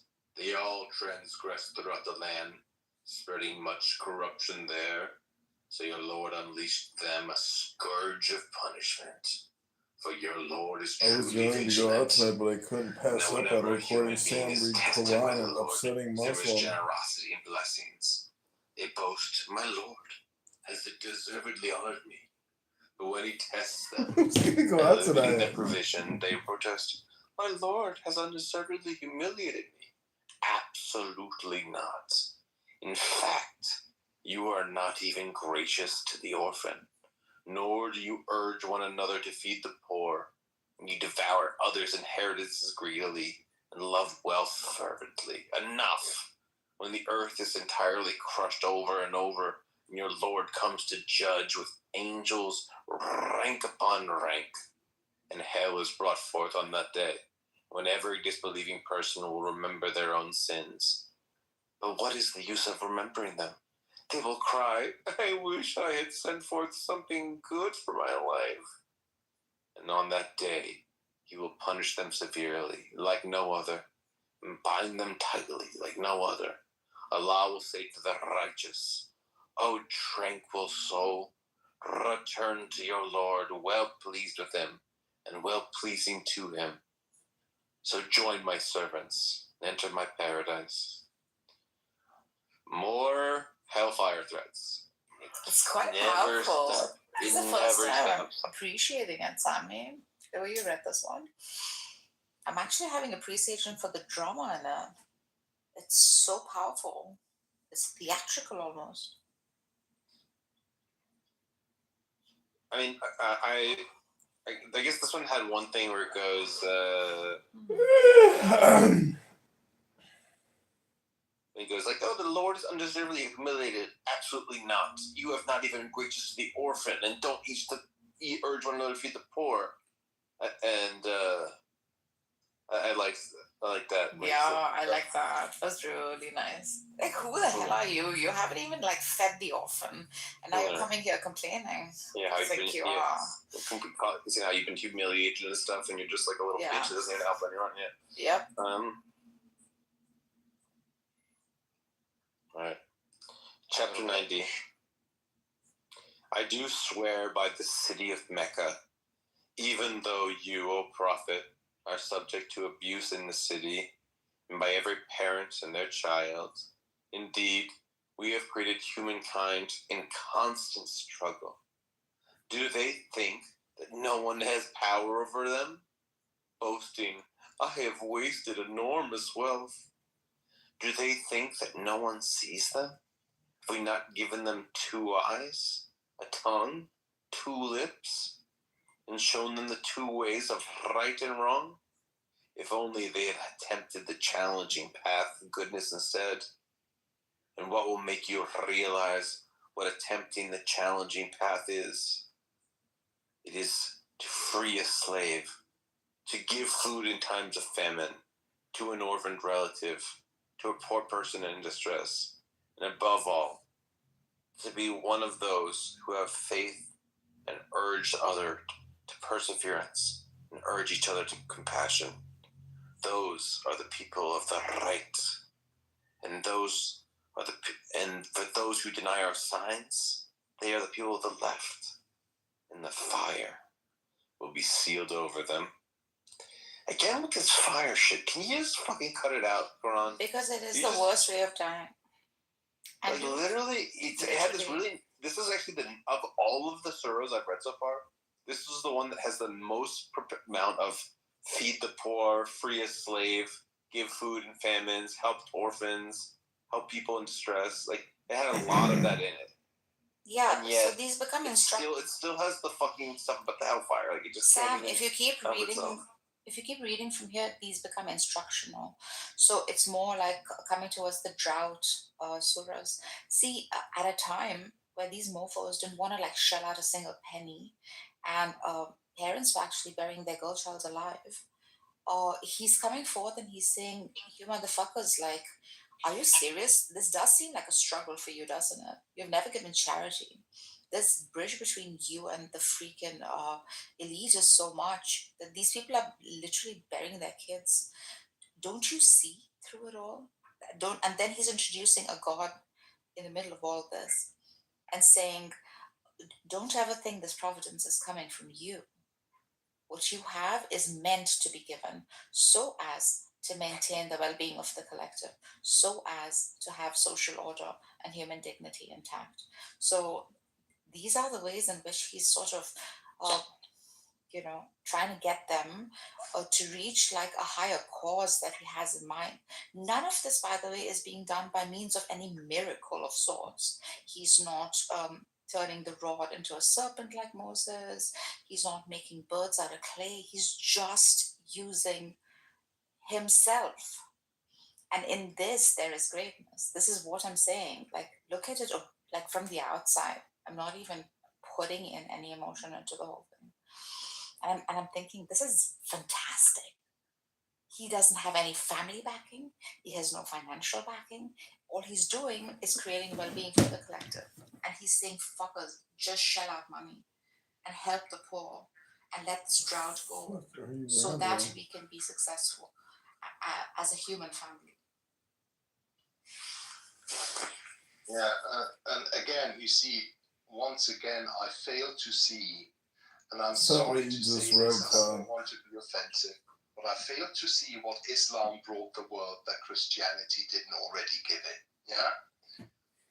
Although I could be facetious and say, of course, Islam is a part of Christianity, because John of Damascus listed as a Christian heresy, not as a different religion. So you're still kind of in the fold a little bit. But that's what many of us think. Many of us think we have allyship in those who say we are Christians. It literally says that in the Quran. So this idea that they're separate things, or like I understand that there's like different traditions, and so some will say it's not. Muhammad stole the many of us who narrative. take Christianity really seriously Doing it. and what it has to offer. Sabu, if any Muslim groups belongs to us, it's you guys. Yes, exactly. Christianity gave the most beautiful. Christianity gave the most beautiful esoterics, the most amazing metaphysics. I literally do Hail Marys in my zikr. Like Christianity's philosophy is unparalleled. Of how Ali, yeah, it's just the principle of Ali, the principle of Jesus. It is. You know why? I'll tell you why. Because Christianity made the intermediary everything. And in doing so, it asserted value, extreme value, to ultimate reality, aka Father. And this is something that is lost amongst like literalist Islamists. So you don't need to worry about that being offensive, Andre. No, because I do value my Muslim friends, and I just prefer usually for Muslims to talk to me about their religion and all the aspects of it. I can tell them about mine if they're interested. I just don't think this comparing really brings any good comes out of it. This sort of negative comparison thing, yes, or the dawaganda, yes. And Christians do the same. I feel even more agitated. I mean, one of the reasons why I'm hanging out with Muslims here is because Christians get me up the wall even sooner. Because as soon as I enter a room, I hear heresy wherever I listen. But I will also say this, and I used to say this more often in rooms. Christianity, Judaism, and Islam are intrinsically linked and have been linked to each other and mutually influenced each other for the last 1,500 or so years. Yeah. There are great Christian theologians who, like John of Damascus, who would have been killed by the iconoclast Isaurian emperors had they not lived in Muslim territory. All the Miaphysite, Coptic Christians, etc., they would have been probably suppressed had they not lived in Muslim lands. I totally see why God made Islam. Muhammad should be shunned and shamed. He was a mass murderer and an it evil was meant as a pedo. check on us. So yeah, true. And so if you look at Saint Francis of Assisi, who had these dialogues, there's also when Philosophy and wisdom is crude, murderous, and foolish. Powers in the world, there was a lot of fruitful discussion. Both were secure enough in themselves to have these discussions. It is this balance that we've experienced since the Industrial Revolution that this has gone ugly. And this is as much the fault of Christian countries, majority Christian countries, as it is of the Muslims and their lack to reform themselves. Again, Zabu, I'm not addressing you. If Ismaili Islam was the majority form of Islam, we'd probably have a lot less problems with each other. But alas, as you know, there's always a takfir not far when you're Muslim. And I could name a lot of reasons why I'm not going to become a Muslim. One of them is, as soon as you become a Muslim, you get takfired by like thousands of people, the next day. And the thing is like belong to the right kind of Islam. But the Ismaili way is so that you don't have to do that. And the Ismaili way is so much nicer because, like Christianity, yes, it has a living succession of leadership. And reading all of their speakers become like more of a Quran for us than just the Quran, right? Because they offer so much guidance and analysis. But for you, the Quran is a living thing embodied in the Imam and not a static thing. It's a static It's not a book. Exactly. And the Bible is not a book. The Bible is a collection of books. It's a book, you losers. That, the majority in terms of quantity of manuscripts we have are from Bible readings in the liturgy, which again highlights to me. When you and I say would a book like is to not a highlight book, this you to are a listeners as well. moron. Christianity is a religion of sacraments and of the church, not of a book. It's not actually a religion of the book in its own understanding, except if you look at Bible-only sort of evangelicals, which are very loud, like the sort of Muslims that people find problematic are very loud, also here in Clubhouse. But that's something we have to live with, that's part of the plurality, It's a part book, of you losers. this great, chaotic, beautiful web that is life and how humans relate to God. I think I think like what is really satisfying about this, and it sounds to people who don't appreciate this and might see this as all just woo that we get along, but to me, like hearing about the nice things is so important because I hear so much of all the bad stuff all the time. And I am so overwhelmed by it and I feel really emotional about it. So Andre, like you even sharing this is like exactly like what I'm looking for, I think, is like just more love in these spaces. And I know that's cheesy, but it just, I get really upset. Like I get really overwhelmed by it. And I think most of the time I do a good job of like handling it. But today I just like couldn't take it anymore. It was like too much. It was too much of the same shit, but from different religions. Like fucking, it was annoying. Looking at my teeth. Yeah. No, I'm not. I just didn't know where totally it get came from. you. Very self-conscious about my butt. I've left Sam's rooms before because he was going a little bit too far in some Anyway, I things. hate them. But he doesn't mean it in a bad way. I know. It's just, It's not about he Sam. struggles himself, but he's fascinated by it. That's why he can't stop talking about it. Yeah, But don't ever forget. You ever convert to Islam, you're going to be such a star there. Oh gosh. You're going to be the Andrew Tate of Brooklyn, But don't ever forget. All that tightly from my grave. Thanks. I like your look. Don't forget the least. Like it. But this is Much older than all of you. Exactly. Much older than all of you. Exactly, but then we have to worry about the fucking Hindu nationalists, you know? Like, it just gets fucking crazy. Come in. This is why I'm not reckless. I can't stick to one. yourself with the concept of the local spermatic. No, I'm not. I just didn't know where you were That's from. how you're aware of it. As a perennialist, you should be aware of it. I am, yes. It's right up The your logos street. theology. It's right up your street. Sam, are you I there? do like it very much. Yeah. Were you there? Sam, are you there? I'm here. Today to a slave owner. How annoyed are you with me?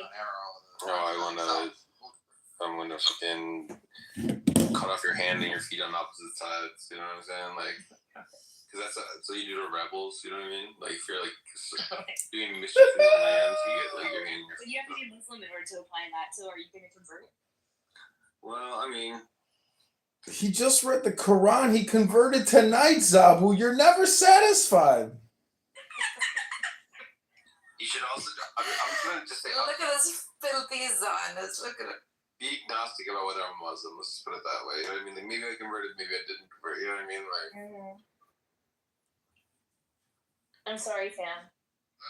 August, can you kick that dude? Yeah, he. No, like out of the room. Oh, come on. It's John Kitover. Oh, crybaby.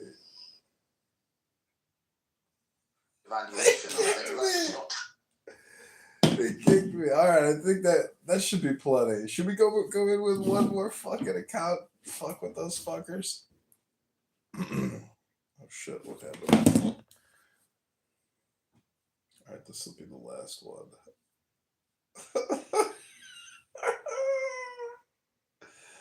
He's gonna. He definitely called me out my name. He called me a bitch. He's got the AI blues.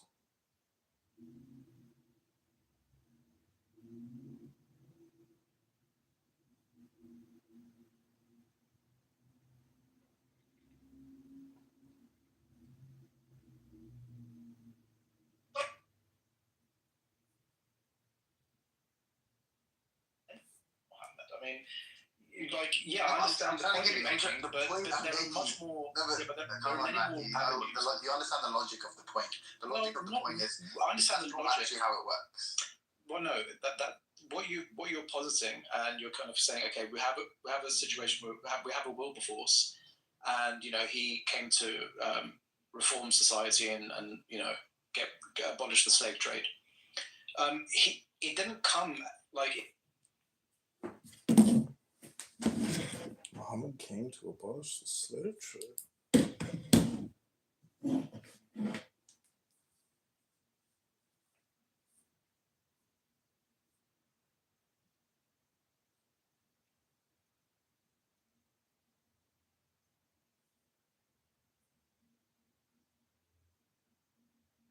Kick the fucking guy from the room. Get him!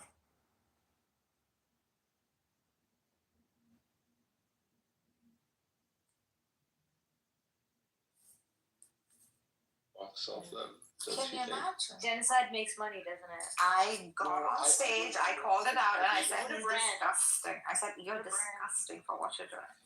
I don't know. It's actually called the Recruitment Project. It's on his profile now, and he sends messages like through some new house he's made. Now we are recruiting people. Okay, X, Y, The Z recruitment project sounds so creepy. Yeah, so let's do this recruit on who's gonna say what, who's gonna turn the heat on, who's gonna be sending dummy flowers, etc., so that real people start sending money as the debate gets heated. And then someone was saying this is the first time we've coexisted together, like on a project like this. Like some person was saying, which is like, what are you doing? Just a couple of years ago, there was that whole Crown Hue and losing so many people. Was it all a sham? Was it all just, look, I can't. It's so wrong. Like, I don't want to judge, but it's so wrong. I don't know. And I think he's also shifted like theologically recently, like last week or two. He's shifted 50,000 times in 2 years. Yeah, become a little more, how should I put it, sort of Gnostic. Kind of some of the things I heard him say yesterday reminded me of Freemasons, but I don't know. Ibn Arabi, he's trying to marry Ibn Taymiyyah with Ibn Arabi, the two like bang opposite philosophers. Okay, that's it. Okay.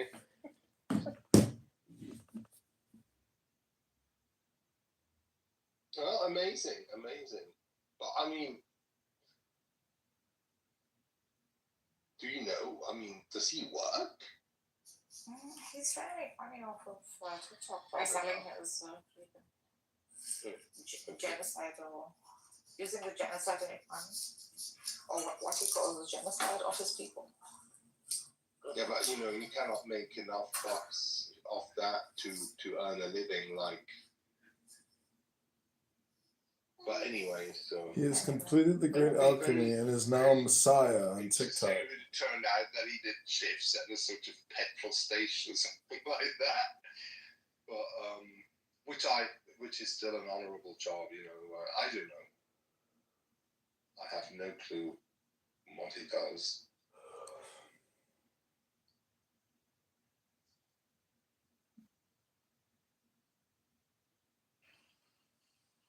By the sun and its brightness, the moon as it follows it, and the day as it unveils it, and the night as it unconceals it. By the heaven and the one who built it, and the earth and the one who spread it, by the soul and the one who fashioned it, and with the knowledge of right and wrong inspired it. Successful indeed is the one who purifies their soul, and doomed is the one who corrupts it. Thamud rejected the truth out of arrogance. The most wicked of them was roused to kill the camel. But the messenger of Allah warned them, do not disturb Allah's camel, and turn to drink. And her church turned to drink. Still they defied him and slaughtered her. So the Lord crushed them for their crime, leveling all to the ground. He has no fear of consequences. Could have just left it and not use the last two verses. Sam, I have another potential point for your document. What's up? All of the verses in the Quran that say that the Quran is easy to read. Oh, I already have that one in there. I literally already have that in my affairs. Okay, I noticed that. I was reading Miriam today, and I was like, oh, it says it's easy so many times. Yeah. But yes, I have my 1-page document, which is my Cliff Notes, and then I have my long document. And I've just added a whole bunch of new stuff to my document from my Quran reading today. Lots of miscellaneous weirdnesses. But yeah, I just didn't realize how much hell was part of the Quran. But the new criticisms I've added to my Quran document are, let's see.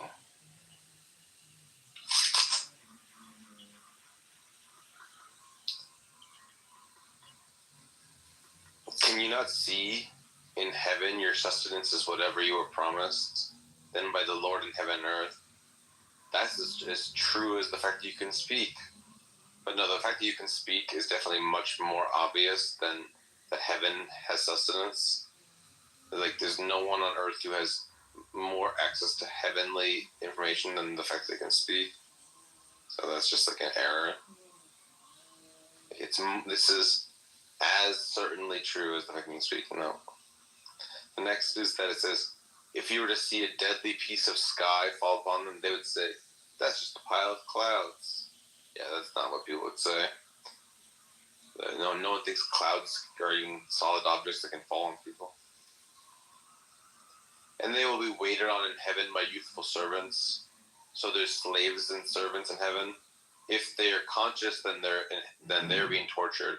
If they're not conscious, then it's kind of creepy to be like having little human robots doing stuff for you. The next criticism is it says, if Muhammad believed in the Quran with no doubt, how can you pagans dispute with him with what he saw? And it's like, okay, yeah, because the pagans have different evidence than Muhammad does. So they have different levels of doubt.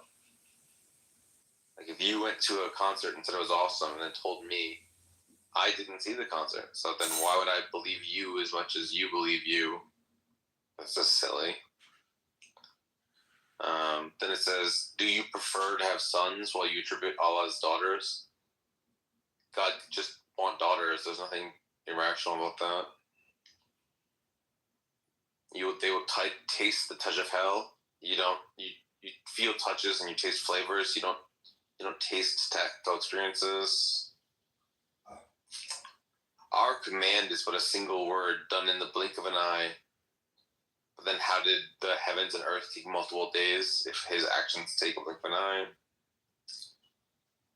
It says secret talks are only inspired by Satan. That's not true. Surprise birthday parties are probably not from Satan. So given the good news of a painful punishment isn't good news. Even if the wicked get painful punishment, it's not good news to know that they're getting horrible experiences. Like, it's kind of a tragedy that they were bad and then they cause themselves to get badness happen to them. But I too am planning. How does a being outside of time plan anything? They just act in whatever they want. I don't think they can plan for the future if they're not in time. Anyway, those are my new additions to my miscellaneous errors part of the text. But I've also added more stuff in other parts of the text. Sam, if you're really serious about this, focus on the little things that make it look small. Yeah. Like Muhammad's penis? No. What the fuck? What's a little thing? Oh, come on, please. Don't be like that.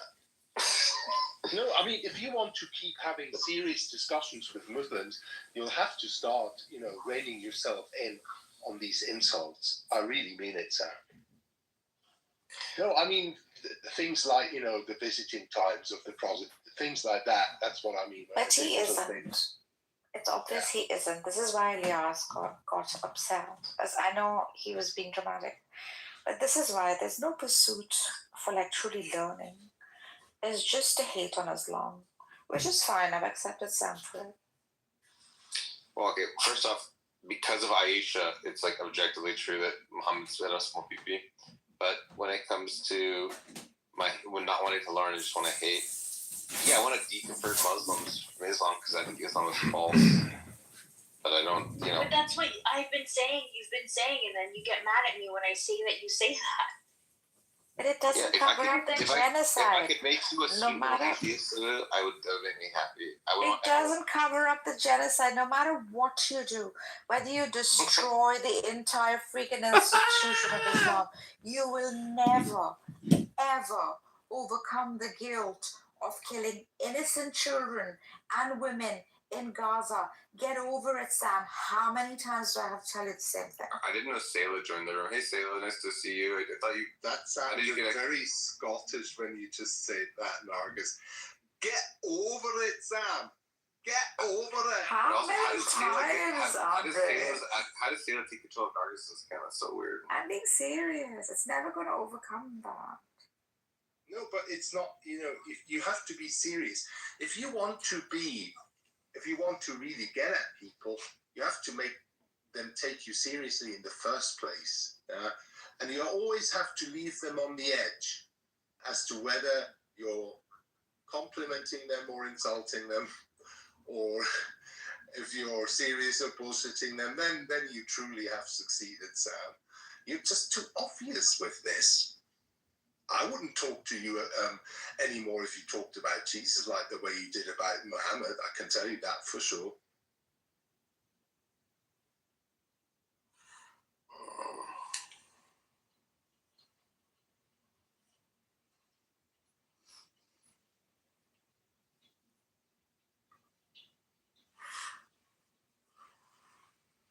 I think it's inherently very, very funny that the guy that 2 billion people think is the best guy in the world is debatably, not provably, but debatably a pedophile, warlord, murderer, rapist.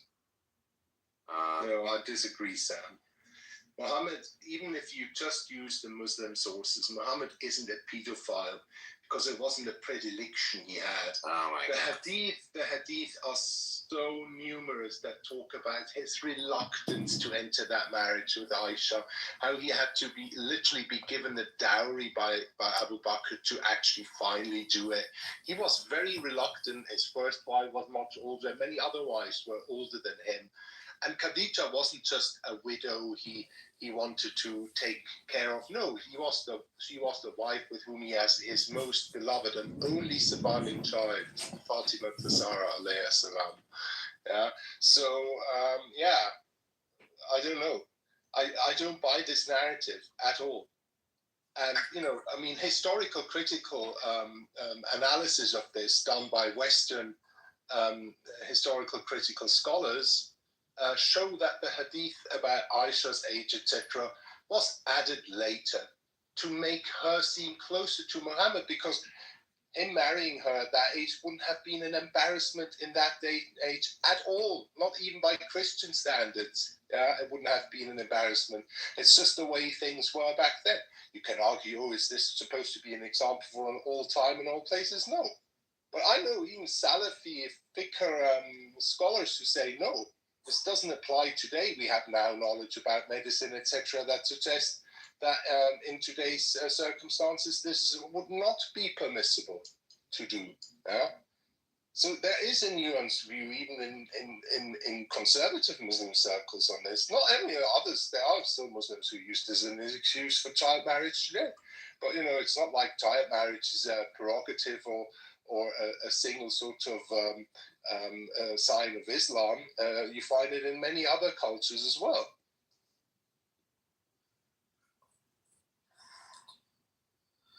I mean, so this is all stuff from like Hadith and Sirah that I'm about to read to you. And so the guy that they're saying is like you know, the best person ever. So there's the whole Aisha incident, you comment on that. Then there's the owning of Maria the Coptic, who's a slave they had sex with. Okay? Then there's the issue of marrying Sophia after killing her family. Very soon after killing her family, he marries a girl. Now, I think it's kind of traumatizing to kill someone's family and then marry her. Never seen it in other countries, Andre. You know, aggressive military actions in Ibar. You have owning slaves in general. You have trading slaves, which you have hadiths of. We have him stopping visiting his second wife because she was a little too old and fat, and visiting Aisha more instead. And her being afraid that she would divorce him. You have things like him. You have hadiths that say that him talking to a girl and saying that she shouldn't have freed her slave girl, that she should have given the slave girl to her uncle. That, you know, he married his stepdaughter and arguably ended the practice of adoption so he could do that in the practice of Zainab. There was a woman who stabbed to death a woman who just, you know, disparaged him, and then he didn't punish the guy who killed the woman who disparaged him. So he's like okay with murdering people for insulting him. He attacked the Quraysh caravan at Nakla during the sacred month of Rajab, which shattered the pan-Arab taboo against warfare in that month. Now, it's pretty nice to have a month where war doesn't happen. It's really you know, a mercy to the people to have taboos at certain time periods for war, so that the world isn't just a constant, you know, war place. You know, he got rid of that. He endorsed the execution of all the pubescent males of the Banu Quraysh tribe and the enslavement of the women and children. None of this makes this man look like a good man. Now, Shias can say all these hadiths are fake and they didn't happen, but the Sunnis can't say that.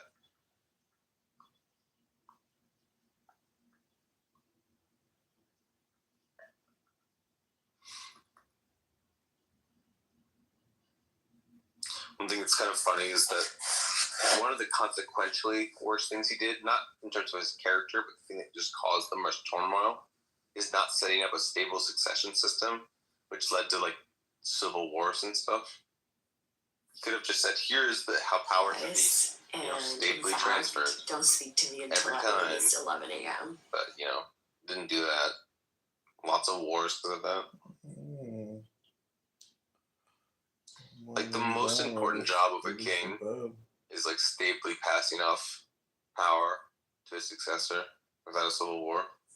That's basically how you judge whether a king was, like, a good king or not.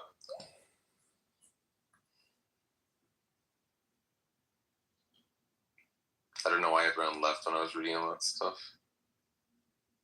It's 3 o'clock in the morning. That's true. That's facts. That's beautiful.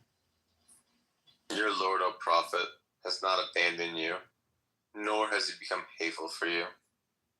And the next life is certainly far better than this one. And surely your Lord will give you so much to you that you'll be pleased. Did he not find you an orphan that sheltered you? Did he not find you unguided and guided you? Did he not find you needy and satisfied your needs? Do not oppress the orphan. Do not repulse the beggar. Proclaim blessings to your Lord. Have we not? Sorry. Yeah, no, I can hear you. Sorry, I didn't mean to interrupt your reading. Have we not uplifted your heart for you, O Prophet, relieved you of the burden, and weighed so heavily on your back and elevated your renown for you? All Muslims. Surely the hardship comes ease, and surely with that hardship comes more ease. So once you fulfill your duty, strive in devotion, turning to your Lord with hope.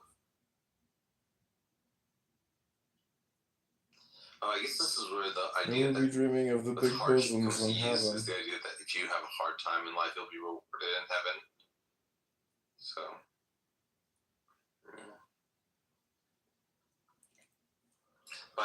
What's that stuff about he keeps saying stuff, like all of these verses start with by the X, by the stars, by, like it's almost like he's doing like a I don't know. Do you know what is by the fig and olive of Jerusalem and Mount Sinai? Like, what does that mean to say by X? I swear by. You need to explore. Swearing by the existence of these things.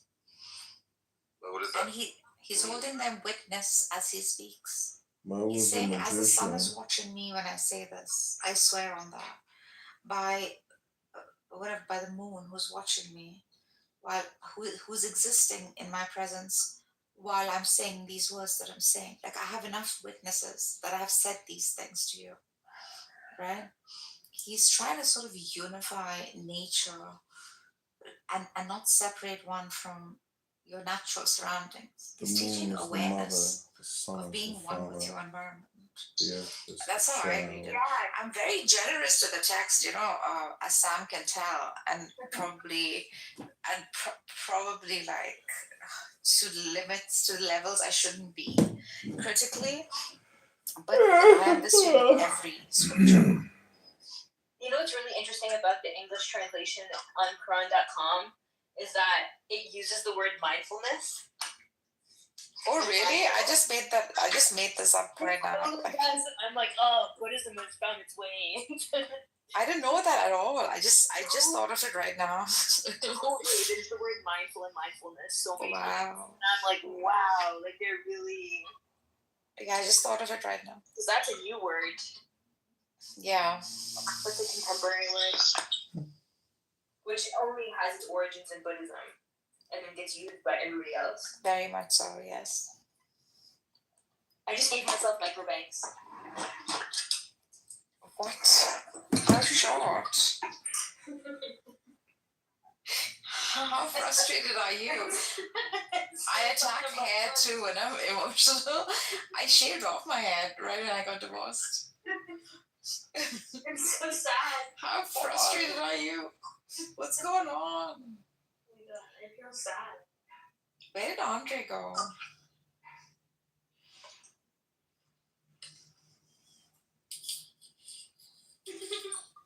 I think they would look cute, but they do. Sorry, Sam. Are you falling asleep? I want to read some more of the Quran. I was dating a biracial with bangs, the exact same age as bi. Sam, how many chapters did you promise him? I said that I would read from 50 to the end. So. By you when? don't have much left. What? By when? You don't have me. By Monday. By the fig and olive of Jerusalem and Mount Sinai, in the secure city of Mecca, instead we have created humans in the best form. We will reduce them to the lowest of the low in hell. Oh, stop it with this hell stuff. Usually, except those who believe and do good, they will you read a book have and never become any convinced reward. of its wisdom, but not with Now, Quran. what makes you deny the final judgment? I was dating a Is biracial Allah with bangs and exact same age as bi. just and all judges? It's a look at bangs on the nose rings. Read, O prophet, in the name of your Lord who created human sprinkling light. Wait, hold on. It says read, Muhammad. I thought he was supposed to be illiterate. That is the first, exactly, and that is like the first stuff.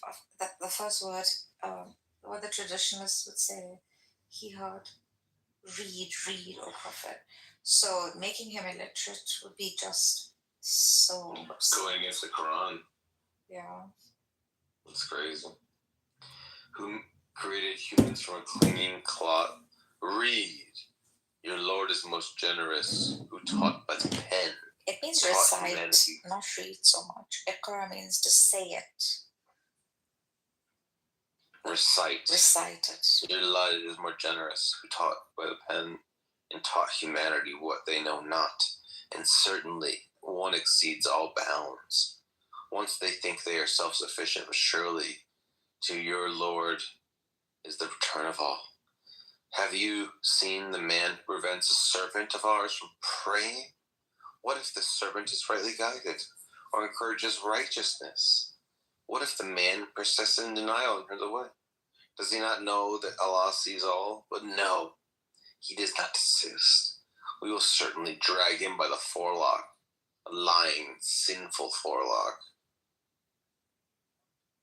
I don't know what the fuck that means. Forelock is like the hair in the front of your head. Also remember, like, he's introducing this slave master relationship because they would mistreat slaves and stuff. And he's telling them, you guys are fucking slaves too. Don't ever think you're not, because you're dependent beings. And who the hell do you think you are? Like, he's a rebel. He's showing a middle finger to all the aristocracy, to all those people who think they're invincible and indomitable. That's what Muhammad is doing. This rebellion is so like innate within him, but he's doing it in such a strategic way that eventually he gets all of them to actually accept Islam. Not just accept, even want to like fight over it after his death.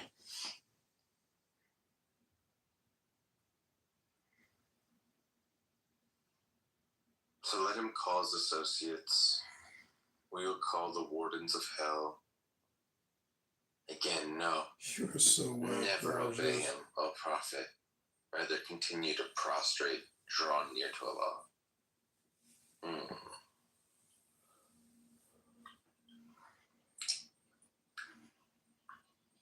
Indeed, it is we who sent the Quran down on the night of glory. And what will make you realize... Wait, is... The Mafia. Does the Quran affirm that the Quran was sent down as a whole-ass book all at once? No. Because it says we sent down this Quran on the night of glory. Yeah. So So that's again rhetorical. Men do. This is a night of It's the glory. same shit over and over again. It's what we men do. No, it does not affirm that. In fact, it goes to say that it was sent through successive. There's a verse you read before this that said it came in succession, in events. This whole thing is a dialogue between Muhammad. This whole thing is a dialogue. Shut the fuck up, Narjis, you idiot. Good night, ladies and gentlemen. Hope you enjoyed the show.